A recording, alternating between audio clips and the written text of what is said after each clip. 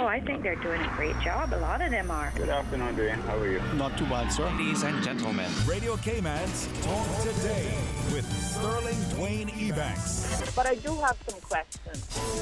There are more questions than answers. Radio Cayman's Talk Today. If you're ready to talk, we're willing to listen. Well, I really enjoy this program today. Cayman Islands' foremost listeners participation program. May God bless every person.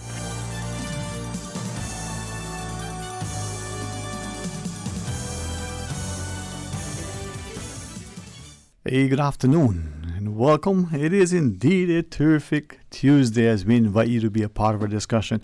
You know, for the first 15 minutes or so, the distinct pleasure of Glenn and Anger Myers Glenn joining us to talk about the Cayman Arts Festival. And then guess what? Well, open line for the remainder of the program. So Susan has something special for us. She's going to sing. Check it out. Stay tuned for Talk Today. Radio Cayman's Talk Today, the Cayman Islands' foremost listeners participation program. We ask our listeners to avoid statements or comments which are abusive, derogatory, malicious, or defamatory. Do not use any indecent language or make any statement which is false or misleading. Email talktoday@candw.ky or call 1-800-534-8255. Courtesy of Flow, Cayman's #1 network that connects you to your world like never before. Let your voice be heard. Once again, here's your host, Sterling Dwayne Ebanks.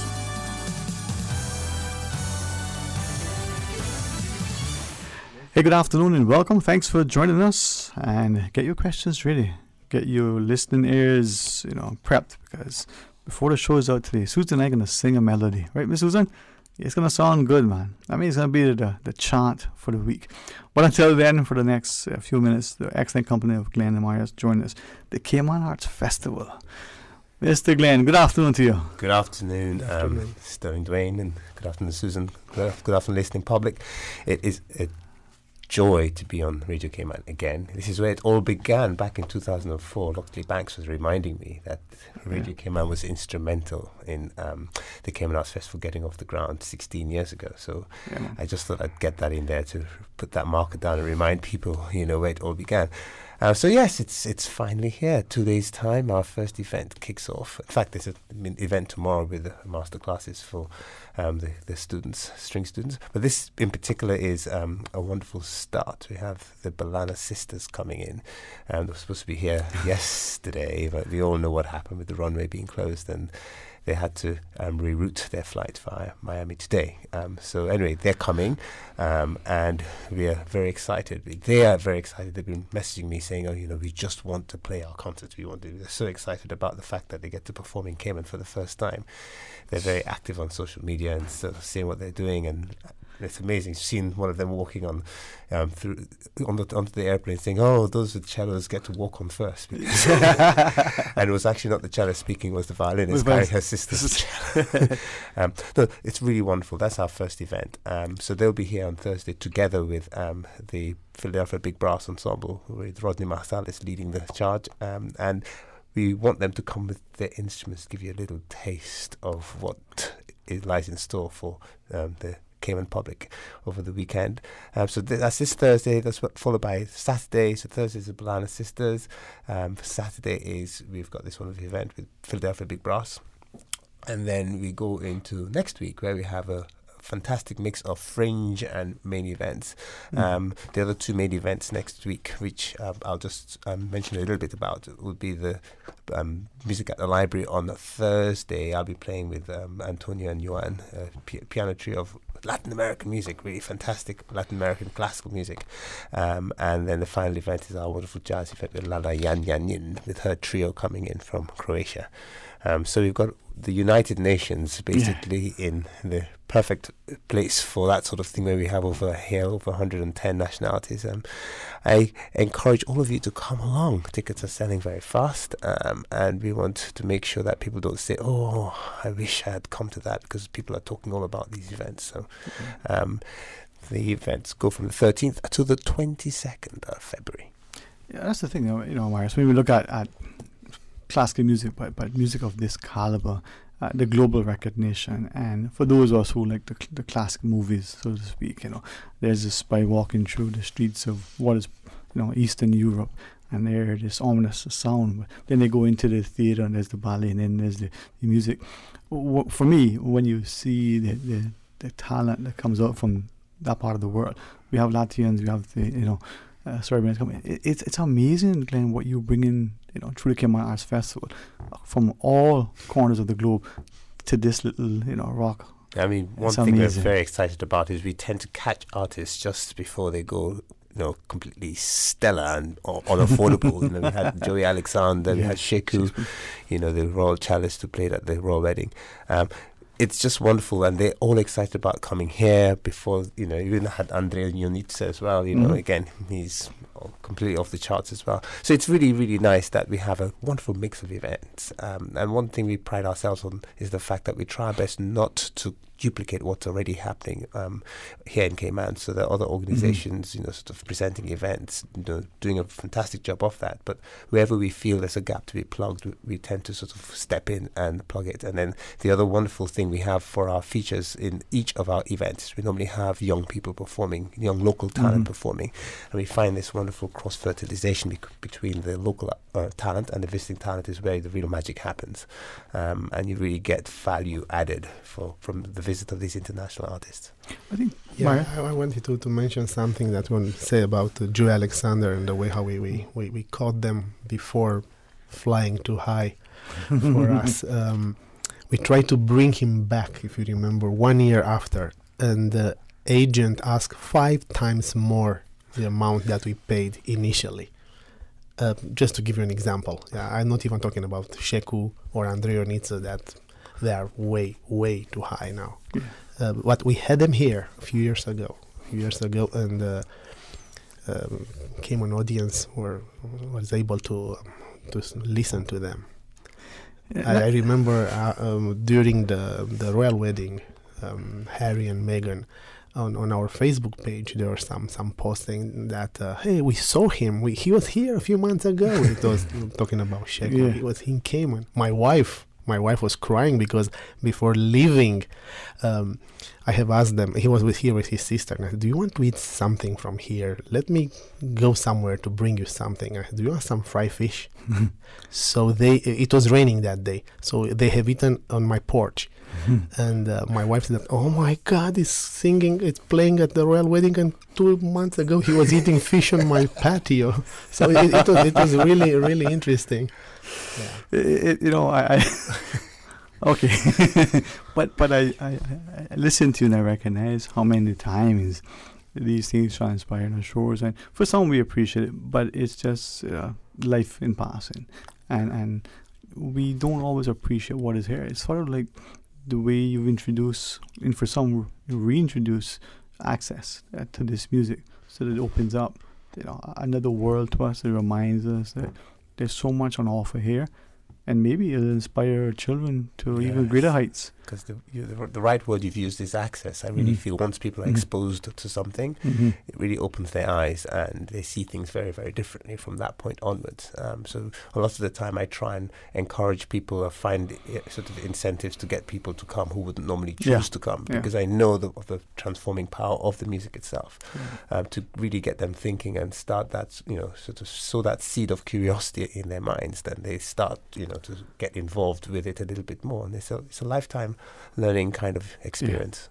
And I think that you share too, like just for instance, the music at the library, that showcasing, I guess, a locally available talent. It's an amazing venue. It is. We are very thankful for this wonderful partnership we have with the Georgetown Public Library.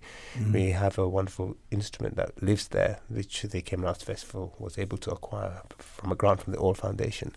And it really opens up so many possibilities. We have these monthly events there, which Maris sort of put together and curated very nicely. And it's a wonderful platform for young people to go and perform. They may be preparing for an exam, music exam, and they want to go there and try things out. And it's a wonderfully dedicated audience who keep coming to support these events. And it's just, you never know what you're going to get. But sometimes you get poetry sort of juxtaposed with the musical performances. And it's just great. I mean, some of the poets who come out and some of the things they've written, and they're sharing with us. This is locally inspired, writing, which is great, really fantastic. Yeah, the arts on steroids. Yes.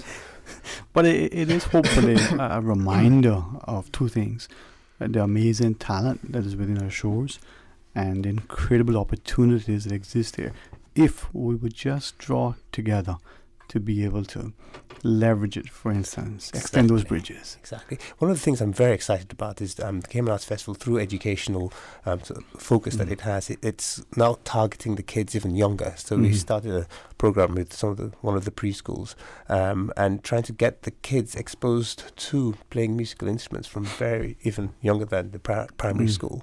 And one of our events is dedicated to sort of the toddlers to come along and listen at the Georgetown Library again, to come and listen free of charge to some wonderful music that will just get them, really excited about making music together and listening to music.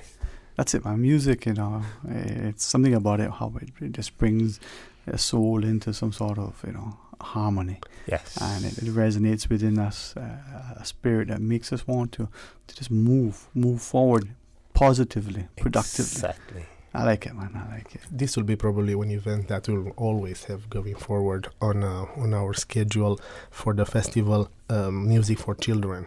Having now the kids in the kindergarten, tutoring them, it's good to bring them also to see how a professional one it's performing. And it's at 10:30 a.m. on Tuesday, February 18th, at the Georgetown Public Library, the historical building. We invited a few kindergartners to bring their preschoolers, but it's free for anybody that is hearing now and wants to come there. It's fine. Yeah, 10:30 on 10:30 up to 11:30, and I have spoken at the public library. Also, the staff there is ready to do a library tour for the kids. Yeah, man. Hey, libraries, man, they're amazing. Yes. Well, I thank you very much. Very excited to have you come back on Thursday. Yes. To fill our chamber here. Visitors, yes. It's not the library, by no means, but the hospitality will be almost as good. Paul and his team over there at the library, they do a great job. The setting is fantastic. Really fantastic. And again, like I said, it's another homecoming for us, coming back to Radio Cayman and introducing new artists to Radio Cayman as well. Right. And thank you for the support. No, I was Locks to remind you, we're there. And that's the thing, Radio Cayman is central to all those positive and productive in this country. We may not necessarily, bang bells, as it were, to promote it. Maybe we should more, but it's good to know that we can offer the platform. Partnerships like this can only mean that there are people have that much more of an opportunity to be, entertained, to be enthused, who knows, energized. Where would that take us? Exactly. All right. Thank you very much. Thank you. Thank you so much. Blessings to you. Looking forward to Thursday. All right. So, Miss Susan, have you warmed up your vocal cords? Are you ready to sing the song? Well, some poetry in motion when we return. Will it be? Let's see. Stay tuned for Talk Today. Release tension. Improve sleep. Ease muscle pain. Reduce stress and relax with customized massages at RVC Physiotherapy and Chiropractic Services. RVC now has a full-time massage therapist, and for February only, you can experience the magic of a massage for just $99. Upgrade your massage for therapeutic release in specific areas. So do your body a favor or gift someone a massage for Valentine's Day. Just $99 this February only. At RVC, located on the 3rd floor of the Tomlinson Building at the corner of Hospital and Walkers Road. Call RVC at 925-6024 for details. Rotary Club Central, in association with the Cayman Islands Health Services Authority, HSA, present Health Check 2020. Free health check, free mini medical consultation, diabetes, hypertension, and much, much more. Saturday, March 7, 10 a.m. through 2 p.m. Nurses, doctors, Rotarians in service to you. The Rotary Health Check 2020 at A.L. Thompson's, Foster's Airport and Countryside, Foster's Republics, and Kamana Bay. Costs you less. And Hurley's Supermarket. You may save your life. Rotary Central Health Check 2020. Your life, your health. Rotary, connecting the world. Show your home some love this Valentine's Day with a big Valentine's appliance sale at Brand Source Home Gallery. Save up to 30% on top brands like Samsung, LG, Beko, GE, Fisher & Paykel, and Frigidaire. Hurry now because these savings are only good this week, the 10th through the 15th. You will love the savings and the look of your fresh new appliances. Save up to 30% on appliances this week only at Brand Source Home Gallery in Industrial Park on Dorsey Drive. Call 623-5000 for more information. ValueMed Pharmacy is your community care partner for health and wellness needs. We offer convenient prescription processing at the counter and online at value-medpharmacy.com. That's VALU-medpharmacy.com. With pickup available at the Walkers Road or Boddentown location. We also accept transfer prescriptions from other pharmacies. More than just a pharmacy, shop ValueMed for personal care and beauty products from trusted brands, perfume and gift sets, Hallmark and greeting cards, baby clothes, footwear, handbags, swimwear, home decor, toys, school supplies, and stationery. And home convalescence aids like wheelchairs, walkers, crutches, canes, and hospital beds. With 2 locations to serve you, Walkers Road in Georgetown and in Evron Plaza, Boddentown. Visit ValueMed, more than just a pharmacy. I've got some beautiful clothes. I know just where they go. Puritan Cleaners. Puritan Cleaners, serving the Cayman Islands for over 60 years. Now offering 12% off ladies and gents wearing apparel, $20 and up prepaid, or 10% off pickup within 7 days. All household items standard 10% off prepaid. This offer good at all our stores until further notice. Savannah Countryside, Elgin Avenue, Georgetown, Eastern Avenue, Georgetown, 949-7104. Drive through, rain or shine. A great special. You feel good when you look good. Radio Cayman, maintaining the innovation. On a daily basis, making it easy to connect with you, our listeners. Add us to WhatsApp today, 925-3261. That's 925-3261. Radio Cayman. Send a text or voice note. Can I send a request, please? You don't really have to ask us. Just send a request. This is a shout out to my ex. Radio Cayman, the voice of the Cayman Islands. Radio Cayman, maintaining the innovation. Talk today. But I do have some questions. Talk today. Cayman Islands' foremost listeners participation program. Talk today. Because there are more questions than answers. What the public is saying. Waiting to take your calls right now. Sterling Dwayne Ebanks.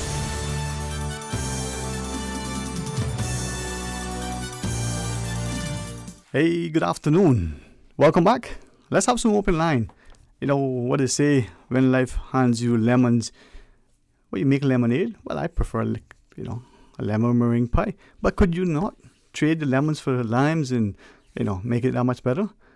Put it on some fried fish. The beautiful part here is that when life gives you something that you didn't want, ask for, or expect, and you look at it in a negative way, why not say, hey, guess what? I just got something I didn't expect.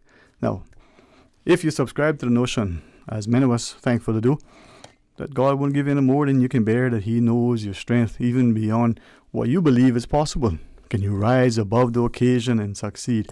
Well, I promise you, I may put pen to paper, because I still prefer that over the keyboard, and try to write a short story, or one day maybe, craft a novel.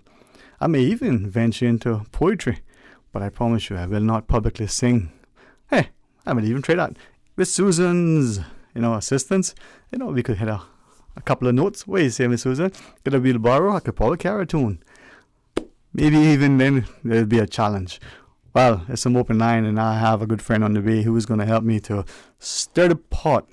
Not in a negative way, but you ever seen the situation where you're up backers, you got a good fish tea going on, you can't leave it unattended, If you go and look for some more firewood, or if you just check in, for something else, you need somebody to stay close to the pot, as it were.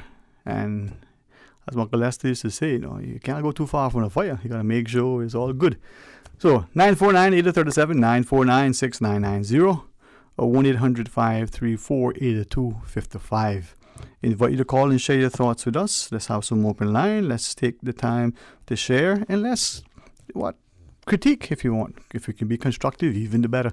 But we're challenged. We can only complain. We really can't initially get to a point where we can say, okay, well, let's see if we can find a viable solution, maybe a silver line in this. But for them, it's important for them to have a voice. So if it's perceived as complaining, if it is complaining, why not allow them to vent, to be able to articulate their perspective? Because in that, there might be something that is affecting somebody else, or at the very least, it certainly is of concern to them. Can we now, in hearing what is being shared, make the most of it? That may be, your lemons. So can you take it and let it be, of greater value? What do you say? 949-837, 949-6990. Or you can WhatsApp 925-3261.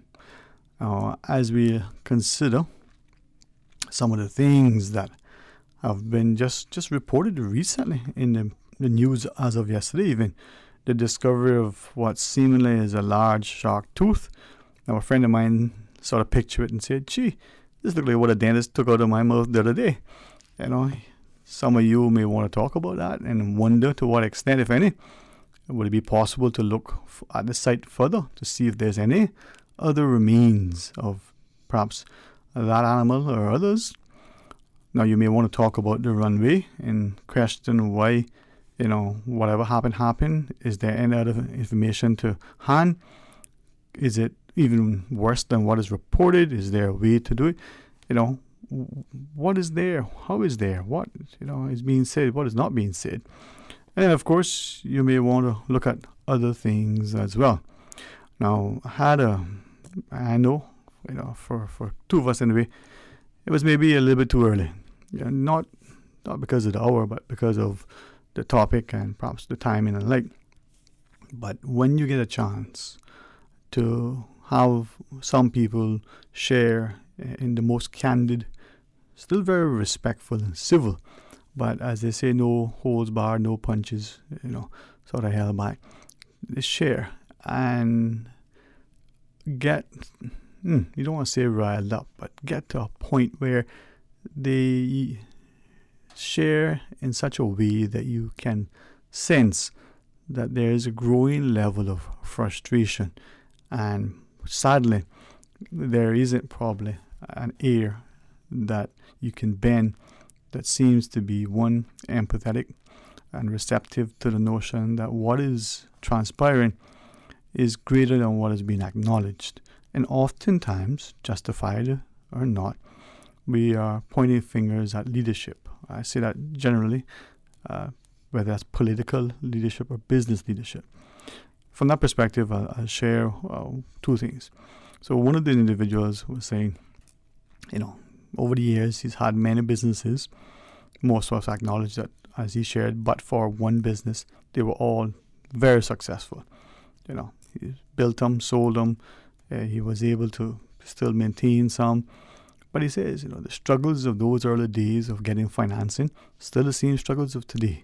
The struggles of those days of navigating some of the so-called red tape isn't as bad, but sometimes it's not as good as you're made to believe. Despite how helpful the staff can be on the government side, there's still things that you need to satisfy. And you go and you give, Form A and Form B and Form C, and you go, that's all you need, and then you come back and then there's a supplementary form, subsection C, AA, whatever, all these other things that make it increasingly difficult. Not just costly in terms of the money you have to spend to get all the ducks in a row, but the time back and forth. Even if you're, able to do some of it electronically and the like. And he says, if your business is such that it needs a physical space, and depending on the nature of the business, so it may be in the hospitality sector, you may have to go through planning and licensing and inspections from different agencies. Sometimes that in and of itself can prove to be such a strong deterrent, such a headache, as he puts it, that you become so frustrated that you either give up or you say, you know what, tell them come stop me, I just go in here with this. And then from there you potentially could create other problems, not that it was the intent. But he also shared that how is it that sometimes some people are operating in some ways, in some spaces, in some places, in some ways, in some means, and nobody says anything. Whether it's in a residential area, in a highly, industrial sort of like operation, whether it's the police who drive by and look left instead of looking straight ahead or right in order to see what's going on, or you call, one of the other agencies, planning or environmental health or environment or whomever, and seemingly nothing happens. And he says that it's unfortunate because these are the things that, unfortunately, to date, over the many, many years that this has, been happening, the people get to the perspective where they think, oh, well, you can get away with some things if you just are willing to take the risk. And see, John here has done it, so has Mary and the like. Now, he shared that it needs to be a case where it's, understood, accepted, that the society is going to follow a certain set of rules for everybody. The rules aren't going to be that expensive and cumbersome that you can't satisfy the rules. But at the end of the day, they're there for the protection. Not that the rules are for John but not for Mary, or they're for John but not for Peter, as it were. Now, some of you recognize the sentiments being expressed. Others are going, okay, not quite sure I follow. Are we playing dominoes? Well, almost like a game in a sense. What is your view though? 949-837, 1-800-534-8255. Anxious to hear how many of you have any thoughts on the runway, the airport extension, your speculation as to the way forward, and is there a way around it? What is a concern? And potentially, I think we all are very, very, very grateful that safety has always been of paramount importance, and I believe everything that we're doing relative to the aircrafts, the airports, and the like, it's always that safety is front and center, not just in word but in action as well. Then what about the tooth? Is it like my friend said, what his dentist removed the other day, or is it is this a chance to excavate to see if there's anything else? Let's go to our phones though. Good afternoon and welcome. You're on Talk Today. Good afternoon, Mr. Ebanks. Good afternoon, sir. Are you? All right. So I just have an observation and a question. Yes, sir. The airport extension runway. We have a firm of engineers in charge of that? I believe we do. I don't want to speak definitively, but that's my understanding. We do. As I understand, yeah. Because the reason I'm asking, as a young man going off to college, I was working at the airport when they were laying the runway. It was a company called Limmer out of the UK. And they had everything. I worked with a guy, I'll never forget his name, John Waters, because when he heard I was going to college, he gave me a slide rule. And I do know that when they left there, they went to Saudi Arabia on a big job. But they had everything. They had a chemist, a chemical engineer, who tested the bitumen before they put it on to see if it was the right temperature, to see if it was if it had the right component. And then you had the engineers, various engineers, coming, and they laid it on, took the measurement, and every day, 2-3 times a day, we had a testing. They had some kind of cylindrical stuff that they would sink in the areas that they laid, and took those samples and took them in the laboratory to analyze them. I'm not sure if that kind of sophistication is going on now. You might be right. I mean, I've heard many people make jokes, some with not far from what I can understand, removed from the truth in terms of the micromanaging that may go on from senior individuals who lack the engineering and technical skills. But no, but it's a serious thing. But this is, I remember, like I said, the guy whose office I worked in, he was one of the top engineers, and I remember him. He used to, in a way, kind of mentor me and tell me things about how important it was, because you had to ensure that the runway could take the weight and that there would be no sag over a long time. That's why they were so meticulous about these kinds of tests they used to do. sometimes long into the evening, they would be doing this testing. But to the best of my knowledge, there is no such sophistication now. And I was amazed when I heard that they were extending the runway, and I didn't hear any big hullabaloo about any engineering firm being in charge of it. You know, you raise an important question, and sadly, I think it's twofold, as you shared. The public isn't asking questions. Is it because we either are absent-minded or we become complacent? No, but we can't be absent-minded, and we count ourselves as a first world country. What is happening here, man, is too much nepotism, too much friend business. But this is serious. This concerns people's lives. This is international, and you laying a runway. It has to be engineered. This thing has to be precise, man. Like I said, they had structural engineers, they had chemical engineers, and then they had the civil engineers testing everything at every step of the way. We had a bitumen plant. They manufactured their own bitumen, they called it, and I remember seeing them with the old huge thermometers checking the temperature, and there were on occasions where a batch was mixed and it had to dump because it didn't come out at the right temperature, or it didn't come out at the right texture, or there was some ingredient missing. This is a serious business, and I'm surprised at the level of amateurism that I believe must exist, because I didn't hear anything about any big firm of engineers. The question, though, as you raise, is where is the cry for a level of accountability? Take, for instance, those of us who may either have worked or have been introduced to just a pouring of a concrete slab for a building, a family home. It's altogether different thing. Yeah. It's altogether different thing. Yeah. I mean, it's bad enough if you make that mistake with a concrete slab in your house. But we're talking about the potential for hundreds of people to be injured, or this thing isn't right. Right.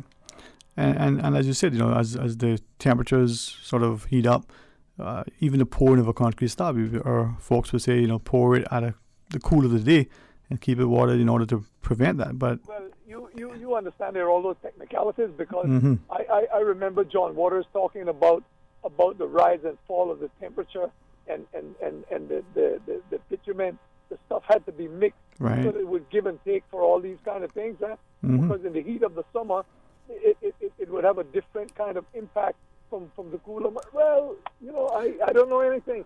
Yeah, but let me ask of you, as you share that, I won't use the word hullabaloo, but this sort of noise and great extent that we've gone to import this particular rock to fill, it would imply that we are probably very serious about the nature of the thing. But if we haven't, as you are questioning, done likewise with the paving and sort of preparation of the runway, where is the the follow through? You understand that paving of a runway is different from paving of a road. Yes, sir. Although there are even some technicalities involved in road paving, because I contend one of the reasons why our roads deteriorate so much is because they're not engineered to take the kind of heavy truck traffic. And then we run these trucks and there are no-way stations. Fine, Sterling Dwayne, I'm telling you, we are in a serious position, because you hear all these crackpots talking about, we're a first world country.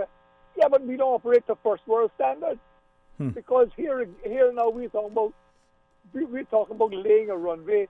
I didn't hear anything about any firm with any experience or any engineers or any team of people such as they had when Lima was doing the work. That must have been. I went to college in '64. That was around '63. I left that September to go to college, so that was '64. I don't see all the. So imagine that's '64, and we're now in the 2020s. Well, I will leave you with that conundrum, my friend. Hey, thank you very much, sir, and always a pleasure to benefit from your counsel. Have a good afternoon, sir. Okay. All right. And joining us, a good friend, Mr. Mario Rankin. Man, thank you, sir, for your time. No problem. I was listening to Dr. Roy there, and I was one of the things that I would just like to point out is that there is a company that is on this project that have successfully built other airports in other jurisdictions. So I don't. So there is a capable technical arm that's a part of the redevelopment of the airport now, or the runway that is. So I think what took place yesterday was as a result of what happened the night before with paving, cutting down a couple layers of the strip and then repaving it. So I think one of the greatest misconceptions always are misinformation or not having the correct information. The rock that we're bringing in, obviously, is a rock that has passed the compaction test that we need for the airport runway. Now remember, like Mr. Roy said, building a road is different from building a runway. If we're gonna extend our runway where we can accommodate larger flights and larger planes, carrying more capacities, certainly we want to make sure that we don't put in the proper runway system, because you're talking about now putting in a runway that have to endure on a daily basis that level of air traffic and that size aircraft. So you want to make sure there's no compromise in the runway. And yes, obviously there will be a lot of there's a lot of concerns now after what happened in terms of do they have the capability? Are they able to do what I think that yes, the government can do a better job in terms of disseminating information and the correct information, so that it could ease the minds of people who are just speculating as to what took place. So we know that the airport was closed. That's not good. We know that planes had to be diverted. That's not good. We know that there's some cost that comes with that, with diversion of flights, waste of people's time and all these different things. We understand that. Now, what we need to be talking about is what caused the problem and how do we prevent it from happening again. Right. Because we can't change it. The problem already occurred, right? But as I listen to you, two things, and I must share that there are a lot of amateur aviators in our society, very enthusiastic about commentary of the nature, right? We got a lot of them sitting right on the Civil Aviation Board. You probably much more informed than some of us, but why I share that is that some have speculated, like I said, absence of information, have speculated, I try to repeat it in this way that hopefully isn't overly irresponsible. Right. We're going to pave, so this is the picture that I've sort of got in my mind that was painted for me. Here's the runway surface, and draw the analogy. It's not like a road, but just to be able to understand. So we see them take the road, they bring the heavy equipment, they chip it down, they scrape it away, they pack it back through, then they put the asphalt back on it, right? And someone shared about how they, in what Mr. Roy was just sharing, have they now done what he, experienced in the mid-60s. They come, check it out, make sure it's of the caliber and the quality, it's being laid in the proper way, and I'm 100% confident that that the necessary processes were taken. And I can tell you, we got to give credit where credit is due, and we have to be very considerate of how we go about criticizing certain processes on our island. Right. I can assure you that Barry Borden and Island Paving is quite capable of paving roads. Yeah. Right. And I don't have any issues with their capability. Now, we all know that we just had an earthquake, right? The largest earthquake in the Caribbean. Since 1946, we're told. Right, since 1946. We know that there was a lot of disruption of underground caverns and waterways, and that it created, issues that we didn't know were there prior to. We've seen the Cricket Square parking lot almost just disintegrate. But if you went there the day before, you would have never guessed, or you would have never said that it wasn't done properly when it was done. So at the end of the day, and I'm not making any excuses, and believe me when I tell you, if there's anybody who is more critical about something, it's me, because I want to make sure that Cayman gets the best of anything that's possible. But the reality is, and because I understand material and how it works, the rock that is being brought in is because the rock meets the specification of the compaction that we need to extend that runway, so that we don't have any issues of planes being compromised when they're landing. The reason why British Airways come to Cayman half full of fuel and half full of people is because that plane can't come here full, of fuel or full of people. We don't have enough runway for it. And if British Airways was a flight that came in here 4 times a day, can you imagine, and it was filled with fuel and filled with passengers, can you imagine the amount of stress that runway would be under with that constant weight? So therefore, we need to set aside our emotional attachments to who should be making XY money on this island because they own quarries. And we should be focused on what is the best methodology, the best engineering, the best way to put this runway down so that we can ensure that in the future, the Cayman Islands don't be held liable for some mishap that we decided to satisfy because somebody raised the concern about, oh, well, we've been using our rock for years.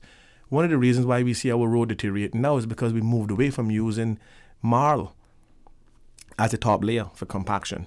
Because remember now, quarry dust can't compact. All that is a bunch of micro rocks that is not enough silt element for that rock to compact.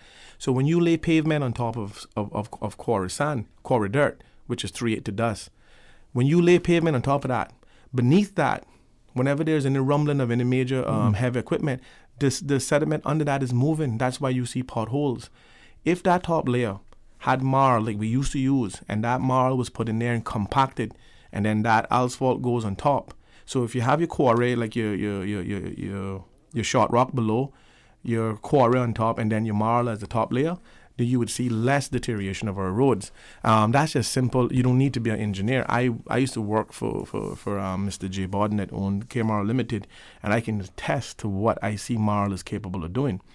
Now, having said that, I think that if this information where compaction tests were done on the rock we have locally, and those rocks didn't meet the required compaction, and that we had to outsource it and find the proper rock in order to ensure that when we put this runway in that we don't have these issues. Now, what happened with the airport runway now has nothing to do with the rock that they brought in. They were just resurfacing a section of the runway, right?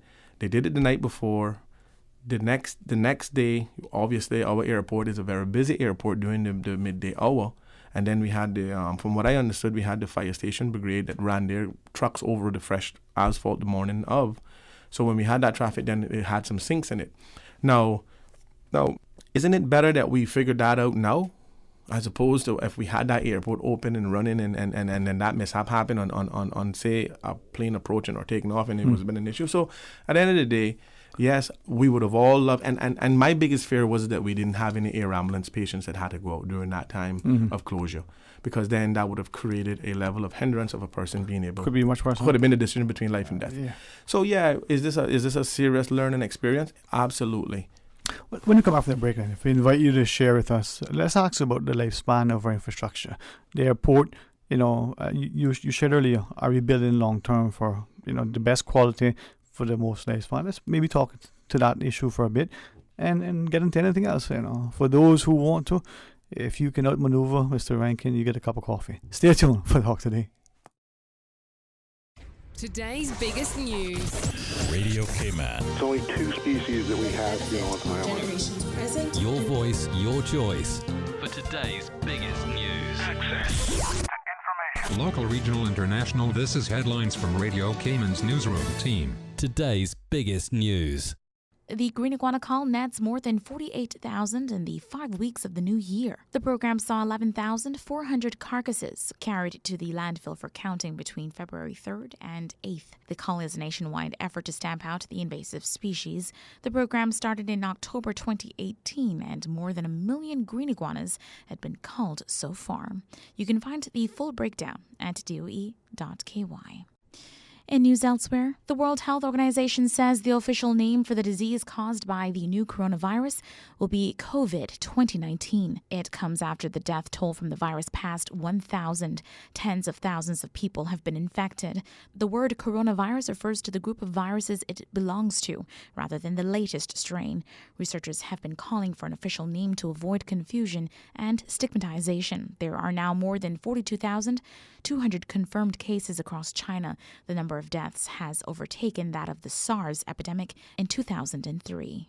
Sudan's rulers have agreed to hand over ex-president Omar al-Bashir to the International Criminal Court to face genocide and war crimes charges. Bashir is accused of serious crimes in a conflict that broke out in Darfur in 2003 and led to the deaths of 300,000. Authorities said the former president and others charged by the ICC should appear at The Hague to face a tribunal. And Sony and Amazon are the latest major companies to pull out of one of the world's largest tech shows because of risks posed by coronavirus. Sony said it would no longer take part in the Mobile World Congress in Barcelona after monitoring the evolving situation after the coronavirus outbreak. The organizer has said the event, which attracts 100,000 people, will go ahead, but it admitted other companies are considering whether to attend. Those are your latest updates here on Radio Cayman. I'm Shanda Gallego. Stay in touch with Radio Cayman for the latest in news and information. Follow Radio Cayman on social media, Facebook, Instagram, Twitter. Download the Radio Cayman app or log on to our website, www.radiocayman.gov.ky. Radio Cayman, your voice, your choice, your radio. Would you like free roses this Valentine's Day? Buy a gift that can be cherished forever from Island Jewelers. And the roses are on us today. That's right. We'll buy the roses. Spend $350 US at any Island Jewelers and receive half dozen red roses from Celebrations for free.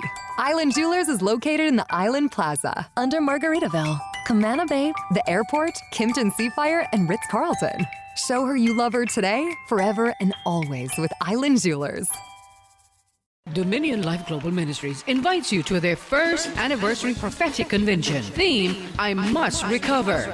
February 13th through the 16th at the Georgetown Town Hall, featuring Apostle Joseph Jogona, Thursday and Friday, 7 until 9:30, and Sunday, 1 until 3:30, with an elegant Valentine's soiree on Saturday the 15th. If you need more information on the convention or to purchase tickets to the soiree, call 326-0744. The Dominion Life Global Ministries First Anniversary Convention, February 13th through the 16th at the Georgetown Town Hall. Show your home some love this Valentine's Day with a big Valentine's appliance sale at Brand Source Home Gallery. Save up to 30% on top brands like Samsung, LG, Vaco, GE, Fisher & Paykel, and Frigidaire. Hurry now because these savings are only good this week, the 10th through the 15th. You will love the savings and the look of your fresh new appliances. Save up to 30% on appliances this week only at Brand Source Home Gallery in Industrial Park on Dorsey Drive. Call 623-5000 for more information.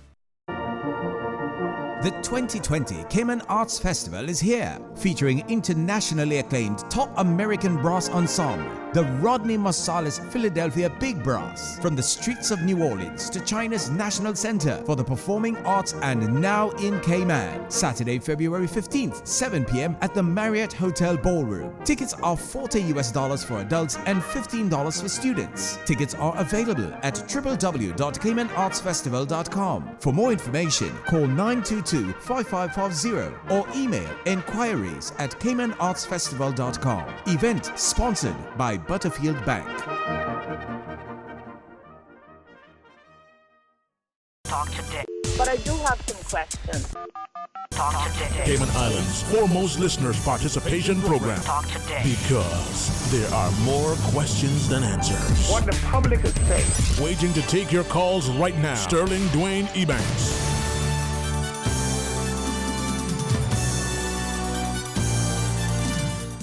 Hey, good afternoon and welcome back. Hey, thank you very much. And if Mr. Mario Rankin doesn't mind me saying public, one of the things I enjoy chatting with you is that I get to learn different things. I get to be sort of, aware of stuff. Could be anything. It could be, as you're cooking up your good Cayman food. Boy, that's my favorite thing in the world to do. Yeah, well, one of mine is to eat. Yeah, I getting ready to open a restaurant called Cayman Style Everything. Yeah, that's gonna be the name of it. Okay, well, how about so this? Make a note of it to your listening public. All right, when you open it up, I'll come there and I'll be happy to order from the menu. All right, how about that? Do you realize that there's not one single restaurant on island that sell only local Caymanian food? Not one. You got restaurants that sell some, but not a restaurant dedicated for the sole purpose of distributing Cayman cuisine in its entirety. And my restaurant is going to be a restaurant that's going to be called Cayman Style Everything. So when you eat an egg sandwich, it's Cayman Style. Well, looking forward to it because, man, I love food, and I know I share this with you, and it may offend some. It's not my intent, but don't present something to me as this if it isn't. If it isn't. Yeah. It's just how I am, right? Yeah. I mean, you can tell me that this was inspired by this, and this is my take on it, because I do that too, right? I wrote. Well, I'm writing a cookbook with the Cayman menu, with the Cayman recipes, right? So I wanna. I hope you don't mind if I put out a plug, not a plug for my business, but I'm seeking help for any recipe older Caymanian heads who can give me some history behind of some of our recipes, because in the recipe book, when I put the recipe next, I want to put some information as to how we started cooking it like that. I know that the reason why we do stew conch and stew wilks, based from my great grandmother who died in 1987 as a young person, she told us that the reason why, because they had so much conch and so much wilks that they just used to cook it so many different ways. And then when they found the way they liked the best is the way that they stuck. So that's how some of the recipes came about. But again, I want to put a little bit. I want it to be a history, a cookbook that shares the history of our cuisine. A little explanation as to why this is done that way. But I want to get it as accurate as possible. So I want to get it from the older people who still exist, like Miss Georgette and those people who still very, very sharp. I'll tell you one of the things that I've enjoyed, another reason I've enjoyed the discussions with Mr. Loxley and in particular with Freya Banker on their show, is that we knew, or we should know, that across just Grand Cayman specifically, right, it becomes magnified when you include the BRAC, that across Grand Cayman, amongst the different districts, you see words being said and spelt a certain way. You see foods being prepared a certain way. Now, we've seen probably in the last, let's say 30 years, right, but probably even less than that, introductions of different ingredients, changing the appearance and the flavor of certain things, right? Now, for me, a stewed turtle doesn't have bell peppers in it. Doesn't have what? Bell peppers, green bell peppers, right? But if you go, I'm offended by that. No, I'm offended that someone would change that authentic way of cooking that. Don't get me wrong, to each his own. Exactly. But I just think that it's well overdue. It's well needed that we need a restaurant, regardless of who do it. We need a restaurant that is a true representation of our local cuisine and culture. And I think that in the hotels, and I get this a lot from people who work in that industry, when their guests ask, "Oh, where is the best local restaurant?" Our definition of local is a restaurant owned by a local, not necessarily local cuisine. So a lot of times, and there's nothing wrong with none of those restaurants. I'm not saying that in any way. I'm just simply saying is that it would be nice that if when a guest that visit our island say, "Hey, where can I go to get local cuisine?" that you can point them to a restaurant that has only local cuisine. If you want burger and fries, you can go somewhere else. If you want chicken tenders if you want an international menu, there's multiple restaurants on island that provides that. I want this restaurant, and this is my goal, for it to be only a Caymanian experience in the cuisine, from the cakes to the breakfast, all the way down. And occasionally we'll sell, like on the weekend, we can do some fish and fritters and different things. But again, anyway, that's just my idea. I don't want to speak any more about it, because then I got house start paying for these free adverts. So well, how about this, right? And I think I can share that from the Radio Cayman's perspective. Anything that is cultural, authentic, and anything that helps to our small businesses and our economy and encourage our entrepreneurs. We're front and center. And I want to offer Saturday classes for students to come in and be sous chefs and learn how to cook the Caymanian dish. Listen, I learned by compulsory. When we were growing up on Walker's Road, we had to grate the coconut. Well, we had to pick on coconuts and we had to grate them. You had to wash it. You had to make the milk. You had to participate in the kitchen, right? And that's how I learned most of the recipes. And then obviously later on in life, as I experimented more and then I kind of I don't normally tap myself on the shoulder, but I kind of mastered the art of Cayman cuisine. Yeah, well, good for you, man. Good for you, because it is something that I have a nephew and a niece in particular that likewise, and cooking for some is almost innate. They love it, they develop this knack for it. Unfortunately for many, we've presented the kitchen like it's this. It's the only place I can free my mind. Only place that I can put every other thought aside and focus, and that is cooking Cayman food, and that is the God's honest truth. And I want to give thanks to my 2 grandaunts. God bless their heart and soul. They're not here now, but they are the reason why I enjoy cooking Cayman food so much. I hear you. There are some people who, they'll go out in their garden, whether it's the ground or whether they're tending to their ornamentals. Mm-hmm. That's where they get that sort of freedom of conscience and mind and rest and relaxation. For me, like you, it's the kitchen, man. Listen, man, I tell you, I miss all of that good food growing up. You know who cooked the best potato salad? Who made the best potato salad and the best rice and bean in all of Cayman, in my personal opinion, is Miss Carlin Rankin, that was married to my uncle Roxford. Yeah. Who happens to be Norma's aunt. Yeah. So best. Is that why Miss Norma so tall? I don't know, boy, because they all had good food, let me tell you. No, but believe me. You know what? I'm looking forward to your venture, and hopefully, we start to appreciate more and more. Because gather around a table, it could be a makeshift table, a bit rickety, but if you sit in with a plate of food and you're laughing, that's great fellowship. Yeah, true. No, you're right. Yeah, man. Yeah. But anyway, so what? Back to work. back to the issues at hand here. All right. Just to end on the airport thing, I just want to, because at the end of the day, we have to be when it comes to these type of infrastructures that holds the key to our tourism. Yeah, it's the gateway to our tourism. It's the gateway to the lion's share of our tourism. So we must be super careful how we go about certain things. Yes, we have some boards in Cayman that are filled with people who don't have the capability to be a part of that process, and we need to clean that up and straighten that up. But we must understand. Let's just say, for instance, let's play devil advocate here now. Let's say Island Paving and the consortium that is redeveloping the airport runway now. Let's say they did nothing at all, right? And there was a compromise due to that earthquake, a pre-existing issue that was there, and no one saw it. And then we had a plane land, and that happened as that plane landed, and then it was the catastrophe that happened. Then what happens? So, in a nutshell, maybe them working on that airport and revealing that was a silver lining, because at least we had an opportunity to see that something was wrong before it was a disaster that we couldn't reverse, like a God forbid, a crash that would injure anybody. So let us just focus on making sure that the process moving forward is done at its highest level, and I agree with Mr. Roy that there's nothing of this magnitude, especially when it comes to the airport, that we should be doing without dotting all our I's and crossing all our T's. At some point, I want to revisit the whole idea of infrastructure development, but we do have a call online. I have a WhatsApp that I want to read. I'm grateful that people are able to weigh in with the semblance. So let's go to the phones first. Good afternoon and welcome. Thanks for calling. Dwayne, good afternoon. Afternoon, sir. Man, I'm almost tempted to refer to you now that you, can I say, retired? But I'll leave that for a minute. How are you today, Mr. Kennedy? I'm good. Mario, good afternoon. Afternoon, sir. Good.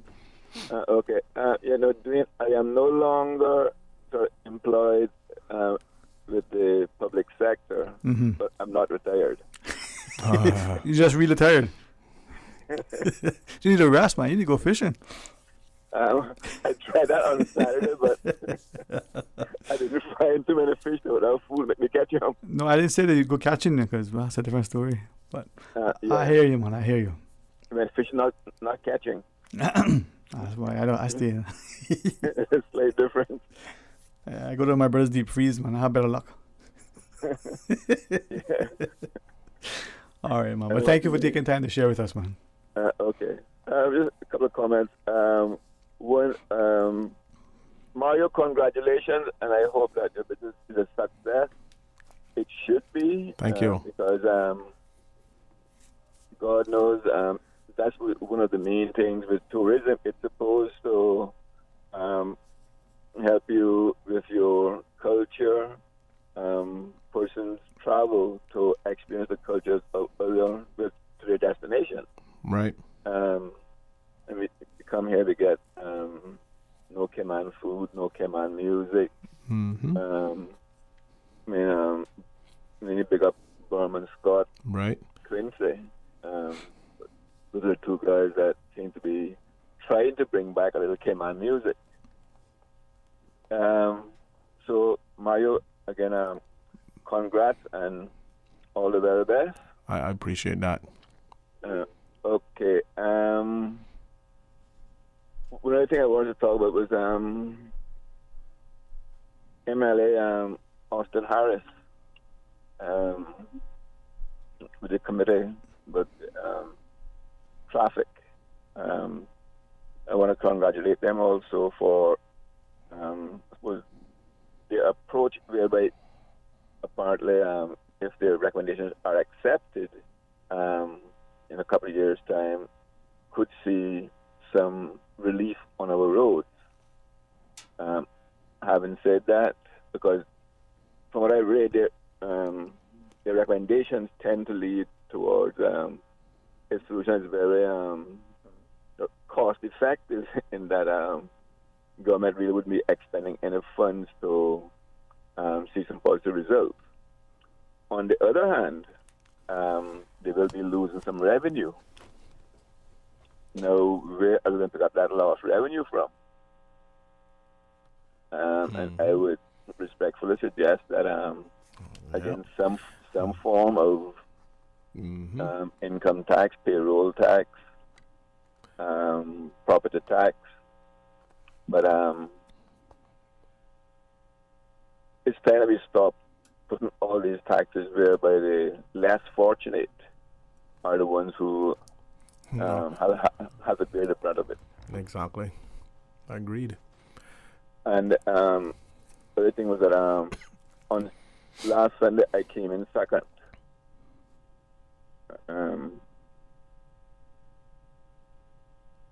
Second? Second. Yeah, my number didn't play. Okay. I was wondering, I said, you in a race or something? Yeah. Yeah, it didn't play. Aye. I was close. Yeah, there you go. It's good to laugh, huh? Yeah. Sadly, some people miss it, but anyway.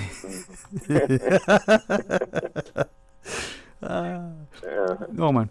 But the invite is still for you to come in and share, that perspective of how we look forward in 50 years and consider that as being, relatively speaking, short term. If we're a country that says, You say you want me to come in 50 years' time? Oh. Yeah, by then I figure you'll be ready to talk. Okay. I'll pick up on that. All right, there you go, man. All right. Yeah, no, give me a call because I think since that 1975 government that was almost all voted out, I think only one person wasn't voted out. But we're not leaving nobody this time. Since that time, I can't recall any government that has really done any planning per se. And that 1975 proposed development plan, if implemented, would have prevented a number of the issues that we are currently experiencing. If I could ask you then just two questions on that. One, that was 1975. This is 2020, right? Is it too late now to have or to employ anything that may still come from that to make the future that much more beneficial? Yeah, it's just the whole approach. That was a holistic, comprehensive document that addressed all aspects of life. Physical, social, economic, the whole thing, environmental. So it looked at the whole gambit of life in general. So as opposed now to doing this silo planning where the CPA and planning are just concentrating, quote unquote, on the physical development, not worrying about the population, the sustainability of it all. Right. And you have a separate economic plan, a separate tourism plan. Right. They're all necessary, but they should be this sort of overarching overarching document. Right. That everything feeds into. Right. So secondly, that's what the 75 plan was all about. Right. And then secondly, specifically with respect to infrastructure and the airport specifically, right? Your understanding, the lifespan of what we're doing now, the 100+ million that's going to be expended, if not more. Do we have 10 years or 50 years left of life for the structure that we're extending and expanding and renovating and whatever else we're doing? But again, it could probably last the projected time if everything falls in line. But let's say, for example, now we're handling, misusing a number, 10,000 visitors a week, or 10,000 persons per week. But next year it goes up to 15,000. Right. It wouldn't take long for it to sort of outgrow, as well as that much still. Right. 50% more use of the facility. Things have to deteriorate much quicker. So, planning could sort of prolong its life. Lack of planning could be its demise much sooner. Well, did that answer your question? Well, what before Mario asks, what is that from your perspective? What is that projected lifespan as you understand it? I would just like to interject and say, well, the when you look at the overall projected path that we take in terms of when we do a capital project such as the airport, we need to understand that there are going to be a variation in numbers, right? So we need to find a capacity that we want to build towards, understanding that there will be a variation in between. So this month we might have, and I speak hypothetically, 50,000 people. The next month we may have 70,000 people. Then the month after we go back to 50. So and we know how our visitor rates is seasonal. We have high season, we got low season, then we have the summers.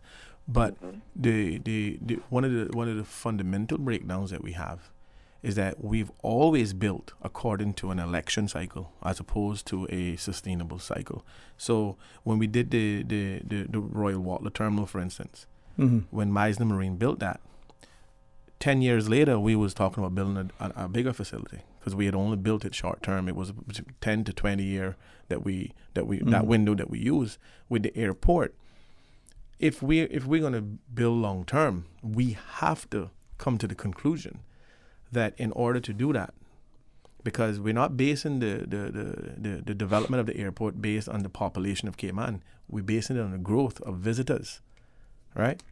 And the reality is that when you look, now in the absence of them extending the runway into the North Sound, eventually, in order to accommodate the transatlantic air traffic that we are currently missing out on because we don't have adequate space for them to land. But having said that, if we are going to look at an overall development plan that will cater towards the future between 50 to 100 years, a whole new location has to be considered because of the in and around areas and properties and land and development. The potential expansion. And these are the type of things that I think that whereas we may say, well, we don't want to talk about those things now because we can't afford it. Right. But if we can't afford it now and we need it later and we haven't done anything instrumentally or fundamentally or proactively in order to facilitate moving forward in the future, then where that leaves the generations at that point. Right. So Mr. Ebanks, with that then, what's your understanding of the projected lifespan, all things being equal? Dwayne, I have not heard what that projected lifespan is. Yeah. But neither have I. Right. But just to touch on what Mario was saying a minute ago there, back in the 80s, we had recommended to government that they purchase that land where Andes Rent-A-Car is, all the land up in the back there. Wow. For the eventual expansion of the runway. So it's one thing, for the airport, that includes the runway. It's one thing now to expand the runway, but where we're going to be expanding expanding the actual terminal. Rent-a-car facilities. Or its associated development and services. Where they're going to go. Yeah. So yes, a location has to be found, and so the sooner we get it now, so that we can make sure that the surrounding properties are compatible with the future use of that site. Yeah, and I think you just look at our roads. A couple of days ago, well, I live in West Bay, so I go between West Bay and Town a whole lot more than between West Bay and the East End. I don't blame you. No, but okay, so we've now sort of built, quote unquote, the bypass from Barbanu up to Town. This is more or less what was proposed back again in '69. Wow. Now, in 10 years' time, because we've only sort of reserved like 120 feet road reserve, 2 lanes north and south, two lanes each north and south. They're now almost choking. In 10 years' time, where else are we going to go? On top of those? And then what that would do for the movement while construction is undertaken. Yeah. Hey, thanks very much, sir. My pleasure. You guys have a good afternoon, and to the rest of the listening public. And to you, sir. All right. With that, Mr. Rankin, we're going to pause quickly and take a short break. The phone lines are open as we invite you to call and share your thoughts. So stay tuned for Talk Today. Get ready for the King Sports Center one-day Valentine's sale. Let's go. 2-for-1 membership and personal training. It's not too late to get that New Year's resolution started. And what better way than with your partner? Whether it's your hubby, your bestie, or your buddy, the Valentine's sale is for you. 2 memberships for only $750 and 2 personal training sessions for the price of 1. King Sports Center one-day sale, February 14th. For more information on their variety of services, call their friendly staff today at 946-5464 or email kings@candw.ky, or you can visit kingsportscenter.com. King Sports Center, your one-stop shop for fitness, recreation, and relaxation. Yeah. Release tension. Improve sleep. Ease muscle pain. Reduce stress and relax with customized massages at RVC Physiotherapy and Chiropractic Services. RVC now has a full-time massage therapist, and for February only, you can experience the magic of a massage for just $99. Upgrade your massage for therapeutic release in specific areas. So do your body a favor or gift someone a massage for Valentine's Day. Just $99 this February only at RVC, located on the 3rd floor of the Tomlinson Building at the corner of Hospital and Walkers Road. Call RVC at 925-6024 for details. Dominion Life Global Ministries invites you to their first anniversary prophetic convention. Theme, I Must Recover. February 13th through the 16th at the Georgetown Town Hall, featuring Apostle Joseph Jogona, Thursday and Friday, 7 until 9:30, and Sunday, 1 until 3:30, with an elegant Valentine's soiree on Saturday the 15th. If you need more information on the convention or to purchase tickets to the soiree, call 326-0744. The Dominion Life Global Ministries first anniversary convention, February 13th through the 16th at the Georgetown Town Hall. Would you like free roses this Valentine's Day? Buy a gift that can be cherished forever from Island Jewelers. And the roses are on us today. That's right. We'll buy the roses. Spend $350 US at any Island Jewelers and receive half dozen red roses from Celebrations for free. Island Jewelers is located in the Island Plaza under Margaritaville, Camana Bay, the airport, Kimpton Seafire, and Ritz-Carlton. Show her you love her today, forever, and always with Island Jewelers.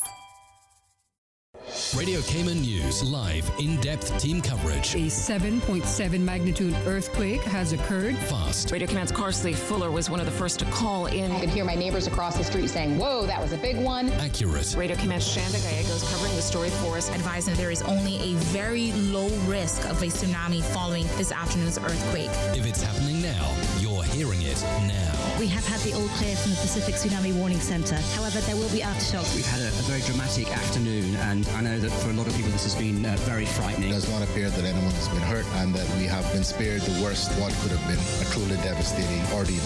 Radio Cayman News, your news as it happens. Talk today. But I do have some questions. Talk today. Cayman Islands' foremost listeners participation program. Talk today. Because there are more questions than answers. What the public is saying. Waiting to take your calls right now. Sterling Dwayne Ebanks.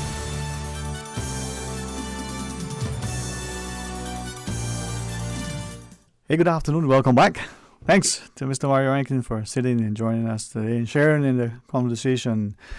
I think a couple of WhatsApps to read, but equally a Nice. caller. Caller? Miss Susan? Okay, the caller was and isn't, but will return. So, shall we look at a couple of absolutely WhatsApp messages? Let me see. 2 phones, 10 messages, 4 miles, 1 Susan. It's all good. All right, let's read this one first. Right, it says regarding the airport, the discussion we talked about. This one says, my understanding was that the issue was with the temporary quote-unquote ramp that is installed at the end of each work night to allow a smooth movement of wheels along the in-transition runway. So the temporary ramp is removed at the beginning of each work night, and a new section of pavement is then added to it, and so on. It was a section of the temporary ramp, the bridge as it were, that was not secured and lifted up from the force of a jet blast. Now, someone says that there were no structural issues, just an initial call to cross-checking deficiency. And that's all helpful information, but we need to get that from an official capacity so that we can know that information is the right information, that it's real. And one clarity I want to make, with the misconception that the fire service had any of their trucks run over the new pavement, that I got confirmation from a very close friend in the fire service that said that was not the case. So I just want to make sure that for all of those platforms that have where the fire service may have ran over that surface, that was not the case. They did not run over the new surface. So, and it's important that we get the right information out there. Timely too. Because we don't want it to get to a point where the court of public opinion can get very harsh at sometimes, and so we need to be operating on the correct information. But I'm just happy, we needed to extract the good out of everything, and the good is that nothing happened where we had any disasters where anyone got hurt or injured. I'm fairly confident that the team that is out there now will be able to rectify the problem, and now that we know that if in fact what those 2 WhatsApp has highlighted is the case, that now we know we can sort those issues out and try to get this runway done, as safe and efficiently as possible. So, it's important as a lifeline. It's important, and and when we talk about relocation and these, I personally believe that in an island that is snugly located in Hurricane Alley. Now we see that we're prone to earthquakes, where we don't have any mountainous range that we can get to high ground. I think that at the very least we should try to identify a location where we can put in an emergency airstrip. You know what I mean? For evacuation, if we need to have that. I mean, it's easy for us to say, oh, well, it's going to cost hundreds of millions of dollars. But what happens when the day comes that we need it? Hundreds of millions of dollars become non-important at that particular point. The safety and for security, the security and the continuation of Caymanian life. So, but is that then? Sorry, go ahead. No. I finished my thought process on that. I just think that we need to be super careful. Well, let me ask then. When we talk about issues like that, I had a chance for me, not just to listen, but to learn. Right? And earlier, a few people, as they were assembled, sharing insights, some ventilating, some giving a chance to put a perspective on certain things, right? And as I listened, I came away with this seemingly almost innate unwillingness for us to hold people accountable. If it's an entity. I just don't get why we so apologetic.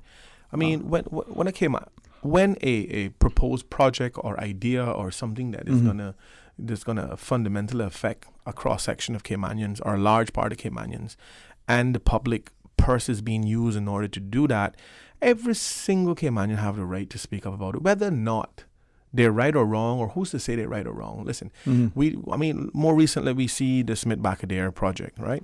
And we ask ourselves this question. And I went to that beach 4 days out of the week. We weren't supposed to go after school, but we did. Right? You're a big boy now. You can because we used to walk across from Walker's Road. We would leave middle school, walk through the back of we used to call it the pond at the time. Yeah. You see that pond in the back of Alti House? Yeah. So we would go straight across there, straight through there, and Smith-Bacadere is right there. Yep. And we would take off all our clothes and go in our underwear to make sure that my aunt didn't know that we went in the sea. But she still found it. But she found that salt in the back of your ear that you didn't know exists. But that's how you did that too. Yeah, bro. And being darker skinned, the salt kind of showed up, So anyway, the thing is that I listened to Miss Barbara Conley, and respectfully, I think that every single thing that is proposed has some merits. But I for the life of me, I can't understand why we want to put a parking lot. Mm-hmm. Now listen to this. We just spent $6 million to buy a piece of property. We just overpaid for it. But now to save it, to preserve it for our people, but now we want to build a parking lot on it. Now you tell me how that makes any sense. Now, and this is not to create issues. This is just to simply ask a very reasonable, fair question. Why are we building a parking lot on the very beach that we claim we were saving for the use of the local people and anybody who comes to our island to visit? And why we don't put the parking lot across the street next to the one that we already have, where there is tons of land around it that is not developed, and we just use our land compulsory law and attain that land and put the parking lot there, put a croc walk bridge into that beach area, and leave that pristine coastal silhouette that we have there. I called into Mr. OC's show yesterday to ask these questions, and they asked me, did I see the plan? And I only saw what they put out. Mm-hmm. And in that area it's all rock. Okay, that may be so, but the moment you put something that's foreign, that's on that area where it's all rock, what you do then is when that wave action come in, when we have bad weather, Sterling, and it gets into that area that is all rock now with no unnatural formation. If you put an unnatural formation in there now, it's going to change the way water flow along that coastline. Yes, that area that you're building on may not have any sand, but when you put a structure there now that alters the way the water comes in there during rough periods, and you change the direction of water, you're going to have a potential for washing out the sand on the Smith-Bacadere beach. And this is a major issue. Now, what's going to happen is, if they go ahead with doing it despite of public outcry not to trouble it, and it happens and it wash out that sand, the first thing they're going to say, our experts said that wasn't going to happen. But at the end of the day, we need to stop being a reactive society. We have an opportunity now to have a compromise and say, okay, you know what? Don't worry about the parking lot. Let's not put that there. Yes, we need to upgrade the bathroom facility. Yes, we need to put... I agree with Mr. Alti when he said we need to put sand under those areas, and we have sand on island. I do not agree with the idea of getting the sand from Noel Bodden, who took the sand off of South Sound Graveyard Beach up there where they built Emerald Cove. That sand been sitting in Newlands down in Sunrise Landing. I see it every day for too long, so a bunch of grass and other stuff have grown through it. So you would have to sieve it out properly and then carry it down there. Whereas there's multiple constructions going on our island right now in the beach areas where they can get sand that they can put there. So I support that idea. We just got to make sure we do it right. There's absolutely no need for them to disrupt that coastal line, because the only purpose to do what they're doing right now is to put in a parking lot, and they don't need to put that parking lot in there. That's the whole entire argument. Yeah, I want to ask, and I know I can't in the same fashion that it was sort of asked or almost stated to me earlier, but let's say you have something that's proposed that's going to change the physical landscape, as you shared. And then $2 million to build a parking lot? Yeah.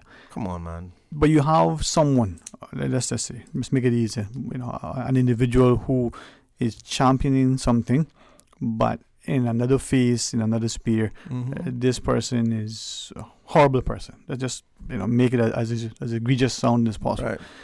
You can't be Heckle and Jive. How do you?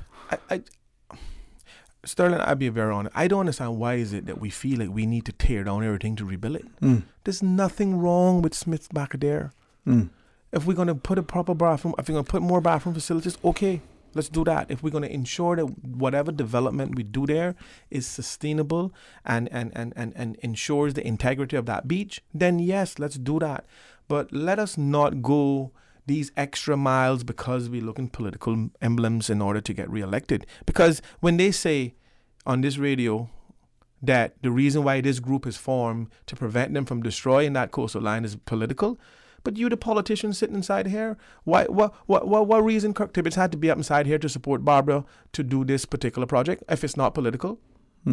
What are you doing sitting down inside here? You're not getting paid by our government. What are you doing in here supporting a project that is extremely detrimental to that coastline and that will cause issues to that coastline? So what are you in here doing, giving her political support? And there's nothing wrong with that, but then don't accuse people who are genuinely concerned that they're being political. Not one person that was on the radio this morning on that panel was in there for political mileage or gain. The reality is that we can't have candid upfront, sobering conversations about these things, then it don't make no sense for us to coexist. What someone asked earlier of me, we developed, let's say, that area in Southtown. What is the capacity? The irony, Sterling, I don't mean to No, wait a minute. The irony is that we bought it to save it from development, but yet now we're developing it. Right. Well, that was basically what was asked. I was trying to be tentative. Oh, okay. Sorry, my bad. And then as you enhance it, to use the words that we use, but do you create more pressure on it because then you haven't identified how many people, the so-called carrying capacity that we reference? Hey, I think the beach is like the cost of land. It holds as many people as that is willing to go, and the cost of land only value what somebody is willing to pay you for it. So for me, when I look at Smith back there, and if we ever told ourselves that the amount of people that visit that beach would have remained the same as it was in the 1980s, knowing that our population was tremendously less than what it is today. We have over 100 different nationalities and cultures in our society. We have people who enjoy the beach more than us simply because they never seen a beach where they come from. So they go to the beach every opportunity they get because they don't have that where they come from. We've taken a lot for granted here, Yeah. I grew up on Smith back there, so therefore, for me to go to Smith back there isn't as a thrill as it is for our foreigners that come here to enjoy it. So yes, you're going to see people on that beach under 24 hours. You know why? Because when you drive down there, 90% of the people that is occupying that beach is not Caymanians, and there's nothing. I encourage that everybody go to the beach. They can appreciate it, and I think that's why people like us appreciate them, because they remind us of what we have that we take for granted. And Smith back there has such a rich history. Yeah. I'm so grateful for the Websters that left that land for public use. Because they could have developed it long time ago when there would have been very, very little resistance. So we have to be mindful that some of our, or if not our first cat boats, was built and launched right on that site. Is that then just inferring the caller prior when he was sharing that maybe we're not looking sufficient in long term, we're not looking sufficient at a sort of historical context? Smith back there is an example. Whitehall Bay is an example. Are we not looking at these spaces to say there's more value in it as to what it was, so that we can preserve it for posterity, as it is in physically improving it, enhancing it so it's more accessible? Walking over a paved road may be easier than having to pick your way through a path, but which one is preferred from the perspective of the intrigue, the mystery, the historical and cultural significance?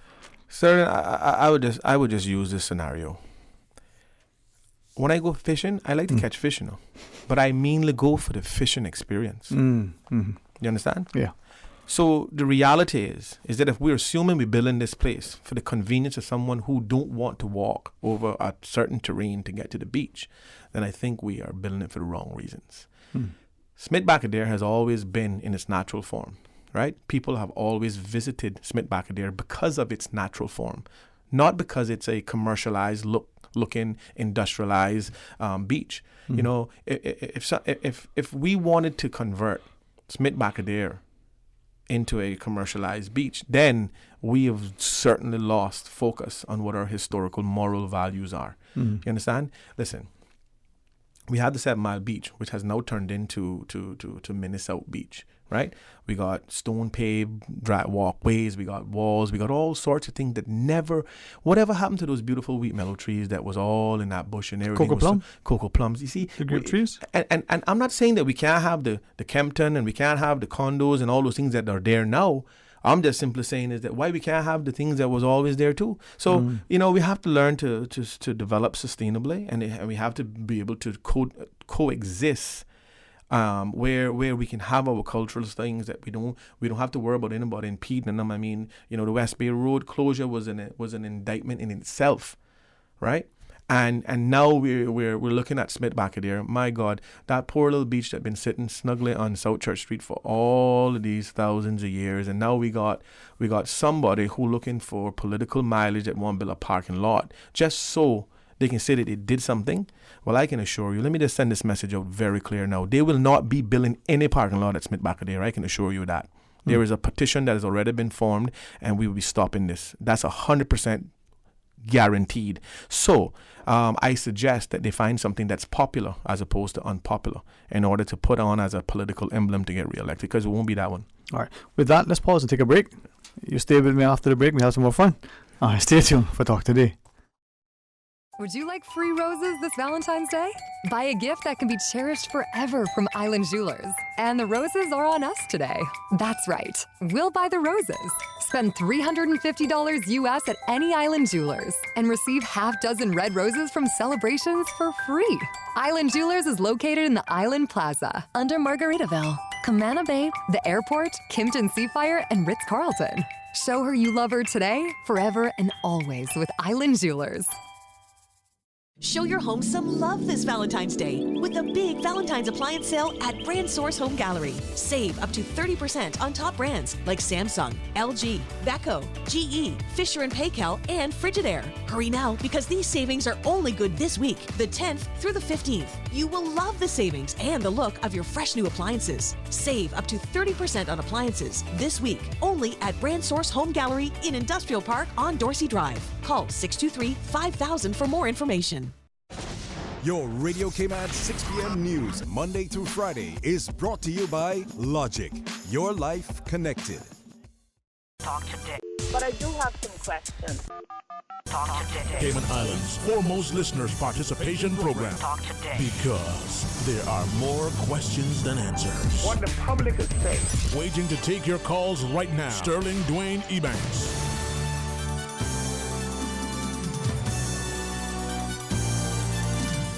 Hey, good afternoon. Welcome back. Thanks for joining us in the studio. Mario Rankin sits and shares his thoughts. Invaluable contributions as usual, Mr. Rankin. Thanks very much. It's my pleasure, and I just hope that people focus on the message only. Mm-hmm. Well, with that, then, let's invite the public. 949-8037 or toll free at 1-800-534-8255.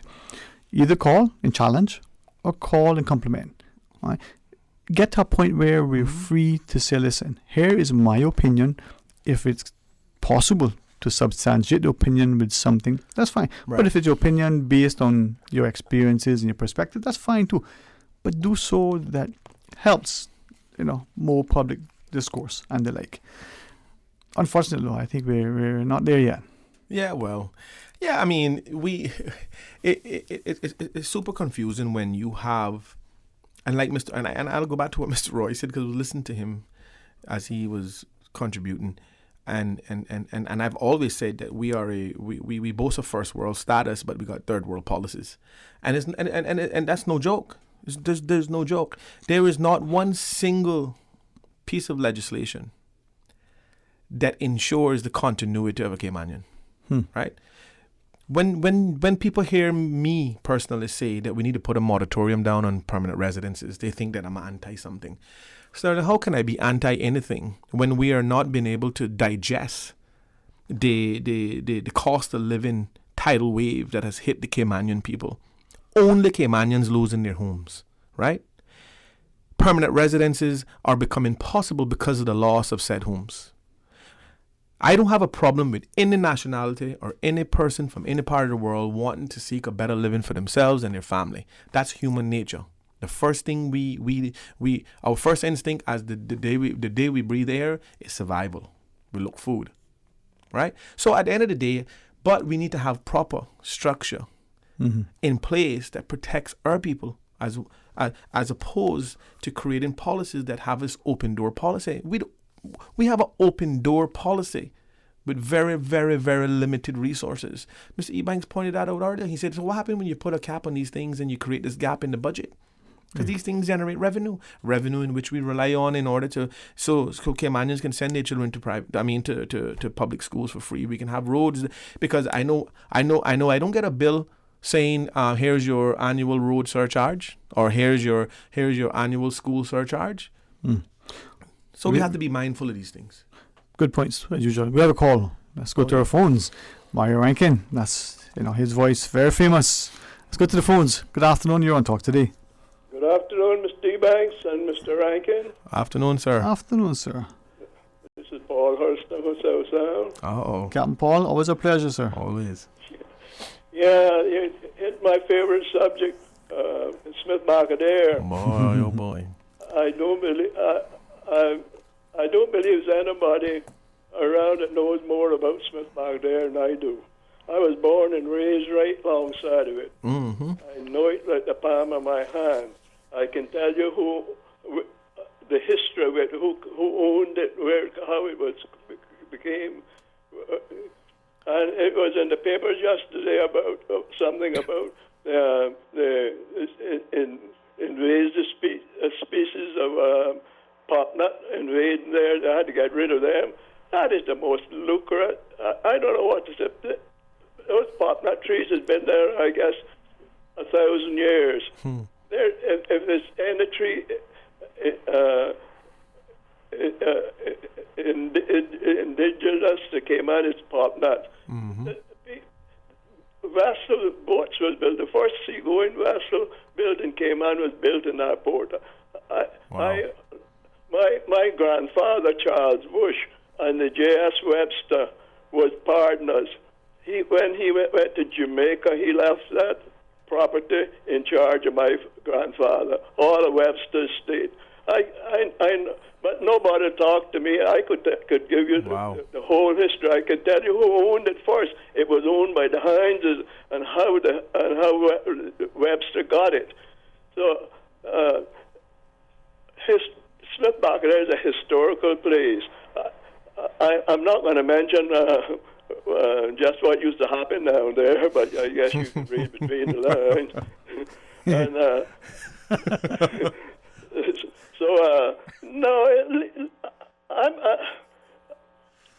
I'm against leave it the way it is. Leave it the way it is. You want to tell me that we have to have something? We're building everything for somebody else, for foreign people that came out and isn't worth anything. So I agree. That's what that's my little saying. I said, people talk all the time. They don't know anything about the place. That's where when the turtles used to go to Musketaquid, they used to come up to cut the thatch there to build the car to build their huts. The mangoes, the West Bay people used to come out and cut the top, we call them tops to make rope. And oh my God! Yes, sir. It's so much I could that I know.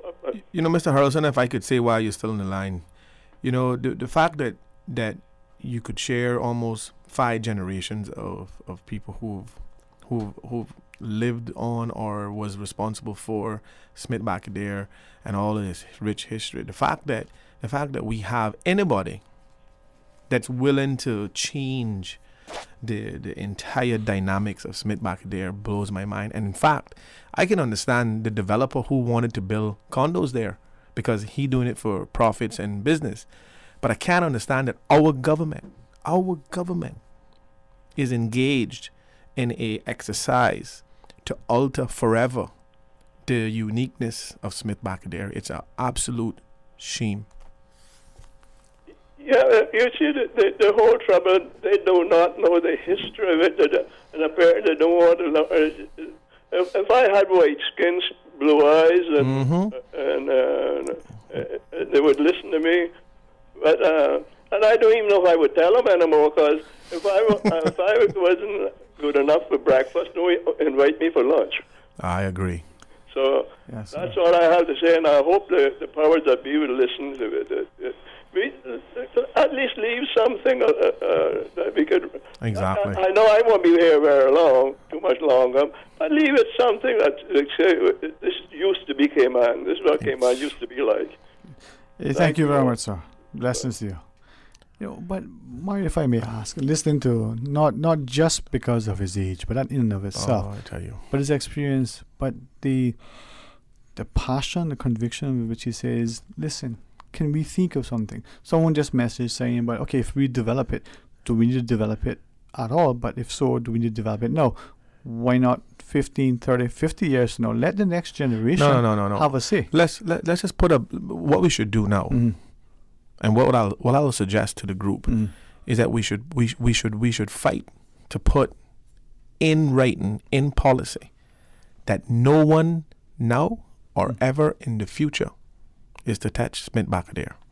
Let's just seal that off now, so that later on, when somebody get a wise idea that they want to redevelop it for political mileage, that there's a law that sits that protects it, preserves it, that preserves it forever. That's what we need to do. We need to push for a change of law to protect Smith-Barcadere and other historical sites that nobody could ever touch it. Well, another person, as we go to news break, commented and said they heard in the media being referred to as Smith's Barcadere or Smith's. Yeah, it's just like Rankin smelling a name with an E. For all you Rankins out there that got E on the end of your name, you're not a Rankin, you're a Rankin. Take the E off. Okay, you know what? I like that with Mr. Rankin. Let's pause though. Let's go to the news. When they come back, let's celebrate with some chocolate. Stay tuned for Talk Today. Today's biggest news. Radio Cayman. It's only 2 species that we have here on Island. Generations present. Your voice, your choice. For today's biggest news. Access. Local, regional, international. This is headlines from Radio Cayman's newsroom team. Today's biggest news. During a series of searches in December, police seized a number of items they believe to be stolen. Those items have been photographed and forensically examined as best as possible, and the photos are now online in an effort to link the items to their rightful owners. We've posted the images on the Radio Cayman Facebook page, but they're also on the rcips.ky website under press releases. If you are able to identify items on the list, contact DC Durant at 926-2965 or DC Ennis at 916-4588. Good afternoon. I'm Dion Anglin with your headlines. In news elsewhere, 1 week after the U.S. election race began in chaotic fashion, the contest has moved on to New Hampshire. Voters in the northeastern state are choosing their preferred nominees for the 2020 presidential election race in a primary contest. For the Democrats, Bernie Sanders, a liberal firebrand, appears best placed to perform well in the state. And because Donald Trump is all but assured to win the Republican nomination, the focus is on who the Democratic Party will pick. And according to scientists, a new species of tyrannosaur that stalked North America around 80 million years ago has been discovered by scientists in Canada. The dinosaur lived in the late Cretaceous period, making it the oldest known tyrannosaur from North America. Researchers say the new discovery has given them insights into the evolution of tyrannosaurs. Standing roughly 8 feet tall, the predator would have cut an intimidating figure. That's a wrap of your headlines. I'm Dion Anglin. Stay in touch with Radio Cayman for the latest in news and information. Follow Radio Cayman on social media, Facebook, Instagram, Twitter. Download the Radio Cayman app or log on to our website, www.radiocayman.gov.ky. Radio Cayman, your voice, your choice, your radio. Talk today. But I do have some questions. Talk today. Cayman Islands' foremost listeners' participation program. Talk today. Because there are more questions than answers. What the public is saying. Waiting to take your calls right now. Sterling Dwayne Ebanks.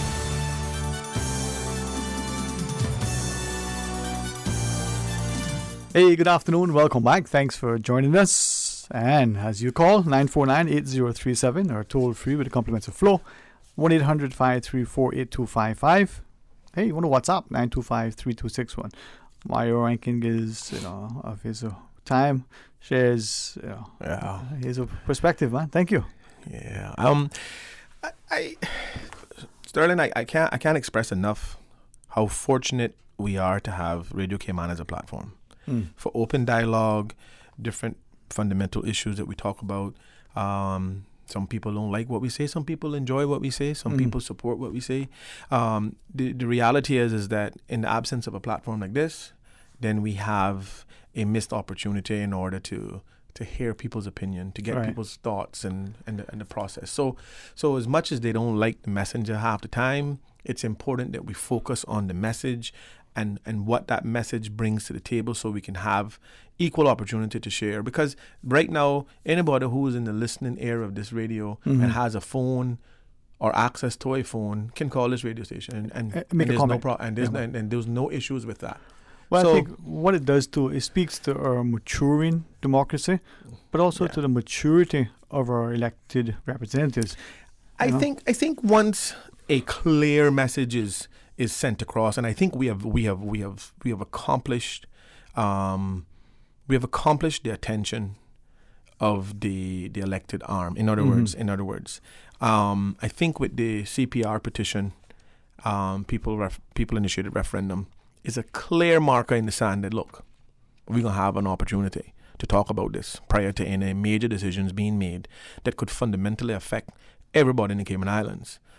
If certain processes was done right, there would be no need for a referendum, because if proper information was given and proper dialogue and conversations were had with the public and the public was satisfied, then there would be no need for petitions or referendums. But in the absence of those things, we have to exercise our democratic strength in terms of having referendums and whatnot. Now,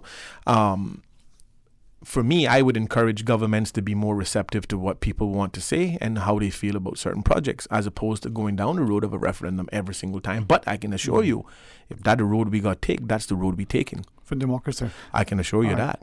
Here's a WhatsApp from one of our listeners. Says, yes to your last comment. Put it in writing for future generations. So development. Right. No development. The only thing that Smith back there needs is better bathrooms. I agree with that, and that's part of the proposal that the government have in place, and that's a part of it that I support. I support upgrading the bathroom facilities, increasing the parking area across the street, and ensuring that the areas under those natural trees, we can put some fresh beach sand there from other beach. No imported beach sand, please. We saw what happened at my beach where they brought in that red Mexican garbage and put on our beautiful beach. No, we don't want to see that ever happen again. So at the end of the day, we need to put strong policies and laws in place. Listen, it's very simple. Pass a piece of legislation that simply says that Smith Bacadir and other historical beaches are protected forever in the Cayman Islands. And it's very simple to do. Yeah. It's not hard to do. But then, as you were sharing earlier, we tend to dismiss the message because of either the messenger or the way the message is conveyed. Yeah, it's true. But if you look at it, how do we get to a point where people are starting to appreciate? Okay, all right, I hear who said it, and I don't like, for whatever reason, I don't like the time it was said. Yeah, I can bring my auto-tune voice creator. And I'm going to start talking through auto-tune so they don't know who inside here talking. How about that? Well, you can do some with the cameras as well. You can figure it out. A four-way mirror. No, I just say that jokingly, but I know. But there are some serious implications in what you say. Yeah. And I take your point, and I take it seriously, because you're absolutely right, Sterling. Is that we need to start focusing on the core causes of the fundamental issues that we have. We need to understand that there are fixes for these things, but solutions are like education, useless if not applied. Right. We could talk about many things, but if we don't apply the solutions, then they won't ever be effective.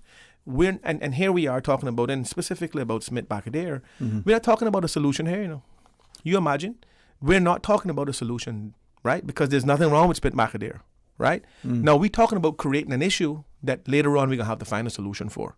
And that is where the fundamental breakdown with the communication of information and the importance of the contribution that the public makes in terms of their concerns for these type of projects. So if you want to be a good representative, then you must take on all sides of information, whether you agree or not, because your job is not there to serve you. Mm-hmm. And that's where I think most elected people fall on their face, because they don't totally comprehend what the word government means. Go look up the definition of government. Marcus Garvey said it better than anybody else, you know. And I think that if people would understand what government means, it's just like minister. Minister was derived from the old word servant. So we must realize that we're not living in a society where we're not accepting to your ideas. We just want to make sure that your ideas are in line with all of our ideas. Mm. Is it then that we run the risk sometimes that as a populace, maybe because we're so engaged with other things, maybe because of our own disposition, just speaking to the Cayman electorate specifically, we only respond. So we're reactionary, as you shared.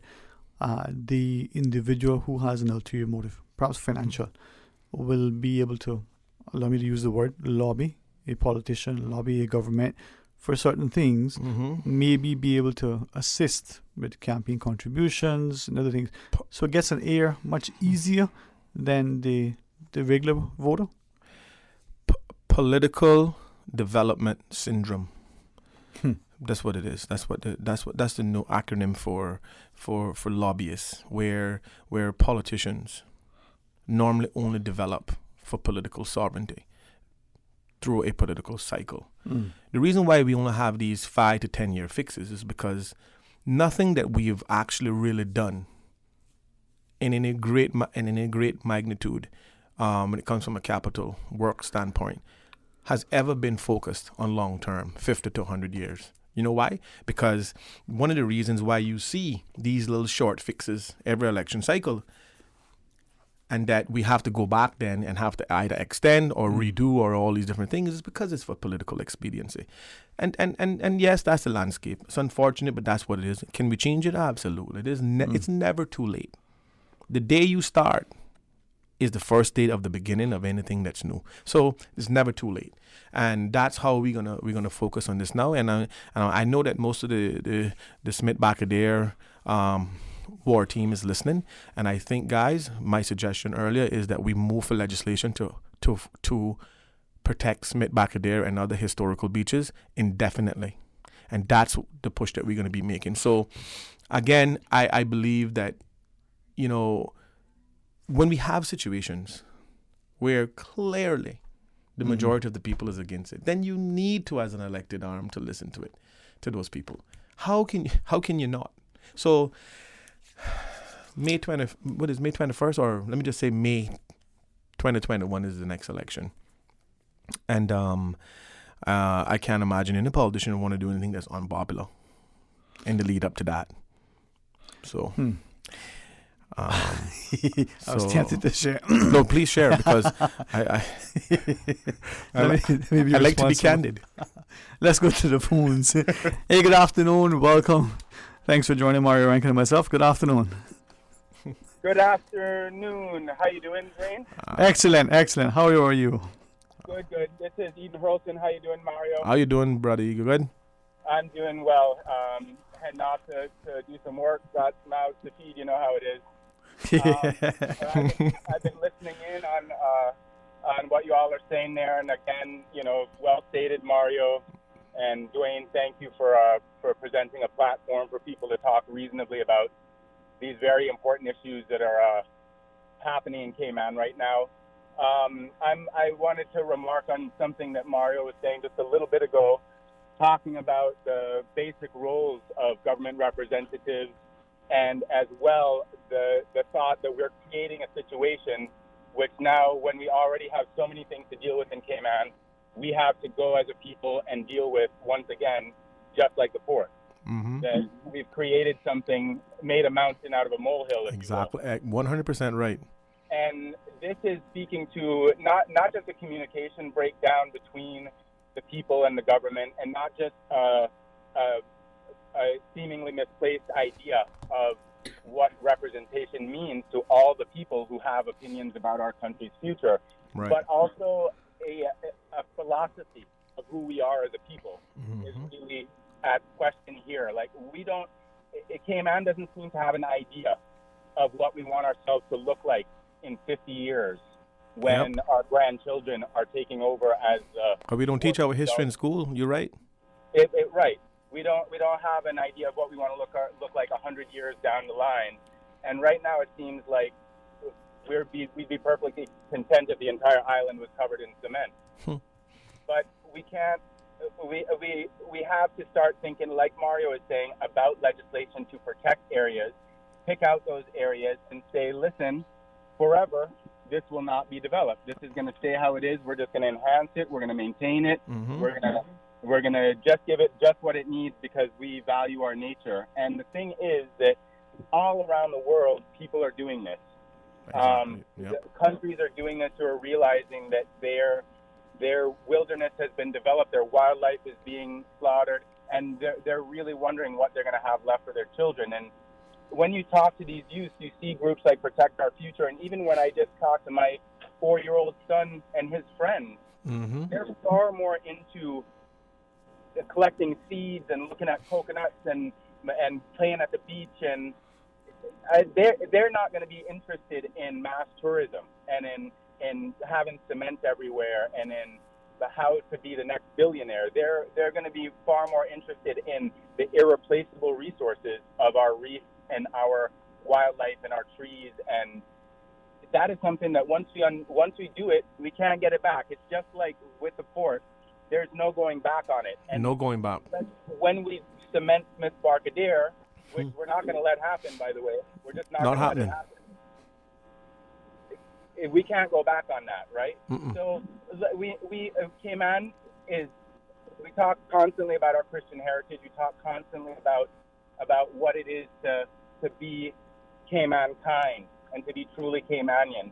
Well, we need to get as part of our cultural identity that the reefs are important, that the sea grape trees are important, that having fish to catch in our sea is important for our children, that there are places to snorkel, and irreplaceable resources are important.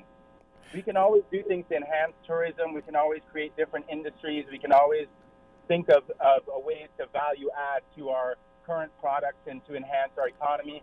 And definitely we need to start thinking of how to spread the pie between more mouths and make a bigger pie for everybody to eat from. But we can't take our little island, our little piece of paradise, and turn it into one big parking lot and think that we're still going to be Caymanian. And you know, Eden, to your point, when we use the phrase Cayman kind, we're going to soon become Cayman kinder. Yeah. Or kinda Cayman, because we're losing our entire identity simply because we've always felt the need that we need to tear down our historical emblems of who we are and what marks us who we are, and then to build something new. But you're absolutely right, and we have to lead this charge. You and my generation is now responsible for generation next. You're absolutely right. Definitely, and I'll tell you what, I promised my son that we're going to save our reefs. I promised my son that we're going to save Smith Cove, and that's Smith Barcadere. Smith Barcadere. For Mr. Paul Hurlston, who I called it Smith Cove my entire life. Yep. So I'm getting used to it. Yeah. But we keep promises, and really let's be Caymanian, and let's keep Cayman around, and let's value our natural heritage as much as we value our cultural heritage that we make up as people, and let that be an action word again. Culture is no longer a souvenir we just put up on the shelf and take it off and dust it off. It's something that we need to act on and we need to create in the moment. Yeah. And that is what's happening in Cayman 2020. It's not the same as last year.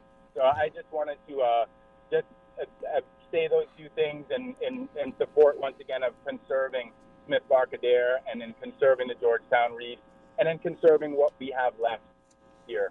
All right. Margaret Beach. Marcus, for sure. No problem. You definitely need to work with that, man. Hey, thanks very much, all right? Yeah, thank you guys. All right, blessings to you. And with that, Mr. Rankin, the final break. Calls to take if they so choose to share with us. So stay tuned for Talk Today. Dominion Life Global Ministries invites you to their first anniversary prophetic convention. Theme, I Must Recover. February 13th through the 16th at the Georgetown Town Hall, featuring Apostle Joseph Jogona, Thursday and Friday, 7 until 9:30, and Sunday, 1 until 3:30, with an elegant Valentine's soiree on Saturday the 15th. If you need more information on the convention or to purchase tickets to the soiree, call 326-0744. The Dominion Life Global Ministries First Anniversary Convention, February 13th through the 16th at the Georgetown Town Hall.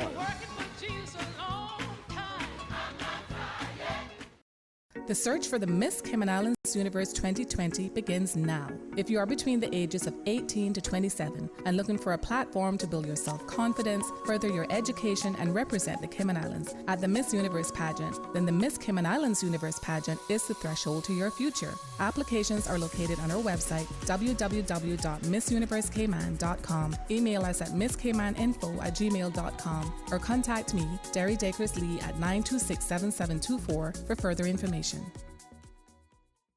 Mary Ann Radmacher once said, as we work to create light for others, we naturally light our own way. Calling all CICSA members. The Cayman Islands Civil Service Association Annual General Meeting is Friday, February 21st at the GAB Downstairs Conference Room 1038, starting at 12:15 p.m. A light lunch will be provided. Come out and vote for your 2020 Management Council. Hear the President give his annual report, ask your questions, share your ideas, and make suggestions. You can also email your questions in advance of the meeting to cicsa@gov.ky. There will also be a door prize raffle of Cayman Airways vouchers, and the first 35 persons to sign in at the meeting will get a free gift. Members, please make every effort to attend this very important upcoming annual general meeting. Remember, it's Friday, February 21st at the GAB Downstairs Conference Room, room 1038, starting at 12:15 p.m.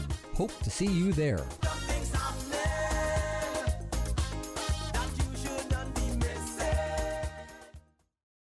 Radio Cayman News, live, in-depth team coverage. A 7.7 magnitude earthquake has occurred. Fast. Radio Command's Carsley Fuller was one of the first to call in. I could hear my neighbors across the street saying, whoa, that was a big one. Accurate. Radio Command's Shanda Gallegos covering the story for us. Advising there is only a very low risk of a tsunami following this afternoon's earthquake. If it's happening now, you're hearing it now. We have had the all clear from the Pacific Tsunami Warning Center. However, there will be aftershocks. We've had a very dramatic afternoon, and I know that for a lot of people this has been very frightening. It does not appear that anyone has been hurt and that we have been spared the worst, what could have been a truly devastating ordeal. Radio Cayman News, your news as it happens. Headlines. With the latest headlines. Headlines. One of Cayman's bright and shining young stars, local, regional, international. Headlines. Turning to international news. Updates on the hour between 7 a.m. and 6 p.m. on weekdays. All the news when you want it. Tune in to Radio Cayman for hourly headlines of the day's top stories. Radio Cayman, your voice, your choice, your radio. Get ready, gamers, for 6 weeks of non-stop competitive action. The Cayman Islands Esports Association is proud to announce the first ever FIFA E-League. Starting February 1st. Compete for the gold on FIFA 20 for the PS4 every Saturday from 10 a.m. to 1 p.m. at the Bodden Town Civic Center. Sign up today at CaymanEsports.org. Competitor fee is just $75 and includes your own jersey and swag bag. Spectators are free, so come out and enjoy the world of esports. Proudly sponsored by Gamers Bay, NetGeeks Media, CUC, Kimpton Seafire, and the Cayman Islands Youth Services Unit. The FIFA E-League is also sponsored by Radio Cayman. Talk today. But I do have some questions. Talk today. Cayman Islands' foremost listeners participation program. Talk today. Because there are more questions than answers. What the public is saying. Waiting to take your calls right now. Sterling Dwayne Ebanks.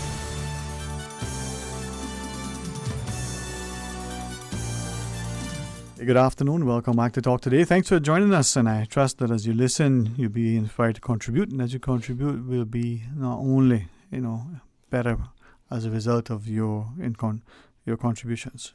Well, we always are in the good company of Mario Rankin. Another caller or two on the line. Let's go to the phones. Welcome, you're on Talk Today. Hello. Hey, what's happening, man? Good afternoon, Robbo. Yeah, starting. Yes, sir. Yeah, it's Sam Jones for our Valentine. That's on my chest now. Listen, my dilemma now, right? Boris Johnson now, right? Talk about with a political stagnation, right? He looking at his pipeline to invest in infrastructure, right? Mm-hmm. A bridge speedway network, Scotland to Northern Ireland, right? Just to mitigate for Scotland leaving the UK. So I'm from, right? Right. In Trump now, you're looking towards Utah, right? The more certain mountains, right? You see where I'm from, right? Mm-hmm. That's infrastructure, all right? Irrespective to whom or respect you. Certainly, nobody tell me to run my household. Everyone came and know how I operate. Everybody not really seen this things form, right? Mm-hmm. Nobody who to vote for. So I come from. And the point you make now, blood thicker than water, without petition. Listen, whatever rigid decision they're making, right? The stronghold with the sharp things. You just talk about with this interdiction, this taboo, this stigma, all that stop. So I come from. Mm-hmm. All that, yeah, that reality, that's social life. That's a tourism caveat there. That alone, that recreation. Yeah, look, some people may be offended with it, but it's descent, this and that. So I come from. Mm-hmm. So, like I said again, you talk about long term. I tell you, the second time I called talk show 2014, when I give a McLean on and Austin Horace and Ezra Miller and Artie McLean, I tell them put the airport at East End. If they got 400 million, was Robert up here? That's a sub-national airport, or you have a Daytona racetrack, whatever. They say no, they don't want it there. See? So the crowd was split. So, like I said again early on, Valentine's around the corner. I get off my chest now. Pray for 7 hours. See where I come from? Mm-hmm. Okay, so like I said again, I repeat myself. Johnson got face Trump, right? With the trade deal, or the 5G network with China. So we got to make our path clear, right? Shark can lead the blood now, but we'll make the path clear. So I come from. So I look in for my agenda, in my serenity, in my divine. So I come from. I know I don't care who understand me or understand me, but I'm not below, right? Yeah, man. So I say, cool. Thanks, man. Cool. You know, Mario, as I listen to the call and recognizing that, as he shared, we all sort of are faced with certain things that we need to look at. But for the Cayman context, though, that notion that you were sharing, are we prepared to look 50, 100 years down the road and ask, what is it that we want for our country? What, we can do now to prepare for those generations down the road? Infrastructure, whether it's a building, whether it's a road, whether it's the preservation of possible roadways, are we really thinking sufficiently long enough down the road? Well, when we look at everything to date, we've been a reactive society. We react to everything as opposed to being proactive. We didn't just find out that we had diverse, multicultural environment. We knew that we had over 130 different nationalities. That comes with 130 different cultures. We knew that the population growth was growing. We know the cost of living is growing. We know all of these things are happening. But we wait until it get to a point where it's detrimental in order for us to start to try to fix some of these problems. And then we see where the fix or the attempt to fix it is not done in a time frame in which affects those persons who are currently suffering from those particular issues. Traffic, for instance, we saw in the headlines where Austin Harris made a suggestion about importation, doing the limitation and importation of cars. However, obviously, we have an issue because you're gonna be trying to fix one issue while creating a couple other issues. Stopping import cars don't drive cars, People drive cars. So we need to really look at this thing. We need to reduce, not the cars. Yes, we need to have a limit. I mean, Cayman can only hold so much. Yes, we have the capacity. But what I meant is that we need to reduce. We need to look at the drivers. Every single day that I'm on the road, I see where people are being trained to drive. And when I look through the car window and see who it is that's being trained. This is the problem that we're having. You see, we feel like we're going to be offending someone when we say, hey, look, if you're on a temporary work permit, you can't drive a car in the Cayman Islands. You can't get a license to drive a car in the Cayman Islands. If you are in a certain category or a certain area of the workforce, we must understand, yes, I understand we don't have a master ground transportation plan in place, but we do have a bus system, right? We need to start encouraging proper policies that don't create the strains that we have on our social environment. Traffic being one of the major issues on our social environment.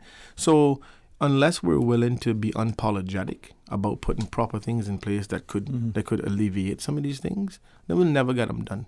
Obviously, again, there's a financial element to all of this. You know, the more licenses they grant, the more revenue generated. But do we generate more revenue from import duties or granting of licenses? You know, can we do innovative things to generate more revenue to deter some of the applications that we see? Increase the fees, perhaps, for work permit holders? I don't know. These are some of the ideas that should be floating around in a war room in order to create solutions for some of these problems that we're having. I obviously think that when we look at the overall makeup of how our society is being run, there is a huge misconception, complete misconception of how well we're doing, how good our economy is doing. Because I can assure you that if you went into the real neighborhoods of Cayman and asked that question, you would have a very, very sobering experience as to whether or not this economy is doing good or whether or not our people are thriving and building their own personal wealth. You would be very shocked. So again, for any politician to get on any platform, whether it's private, public, or wherever, and say without fear of being corrected or without fear of having some sort of backlash, and say that the Cayman Islands economy in its entirety is doing well, that is a clueless lost sheep. I can assure you that, because the real people in this country, the struggling people in this country are the local people. Like I say, go and find me one person that lost a home that do not fly the Caymanian banner. Go find me that person. I always appreciate you sharing. I think it causes us to think about some of the, not just the consequences of actions, but perhaps the things that we may have been ignoring or been unaware were occurring within our society. And as you shared, there are many people who get up in the morning to go to work, cash their paycheck at the end of the week of the month, and can't, afford to make ends meet. So I totally agree. I just want to end by simply saying, listen, we've launched the Smith-Bacadere Protector or Beach Committee has formed a petition. They will be getting signatures in order to stop this redevelopment project on Smith-Bacadere. We're going to go as far as, and I'll make a suggestion that we put legislation into forever protect Smith-Bacadere and other strategic historical sites on our island. And having said that, I encourage all persons who are legitimately concerned about the well-being of our historical makeup and the track that we're taking in the future, please come out and support this cause and ensure that everybody have an opportunity to participate in something that will be meaningful and appreciated 100 years from today. All right. Hey, thank you very much. Right, and hopefully get a chance when you can to join us. To our listeners, please join Mr. Art in the morning for the record. Come back for Talk Today right after the midday news and midday meditation. Now stay tuned. Miss Susan will play you some great songs. 3 o'clock to 6. Joel Wilson got you covered. in our hour-long news. Stay tuned for all that Radio Cayman has to offer.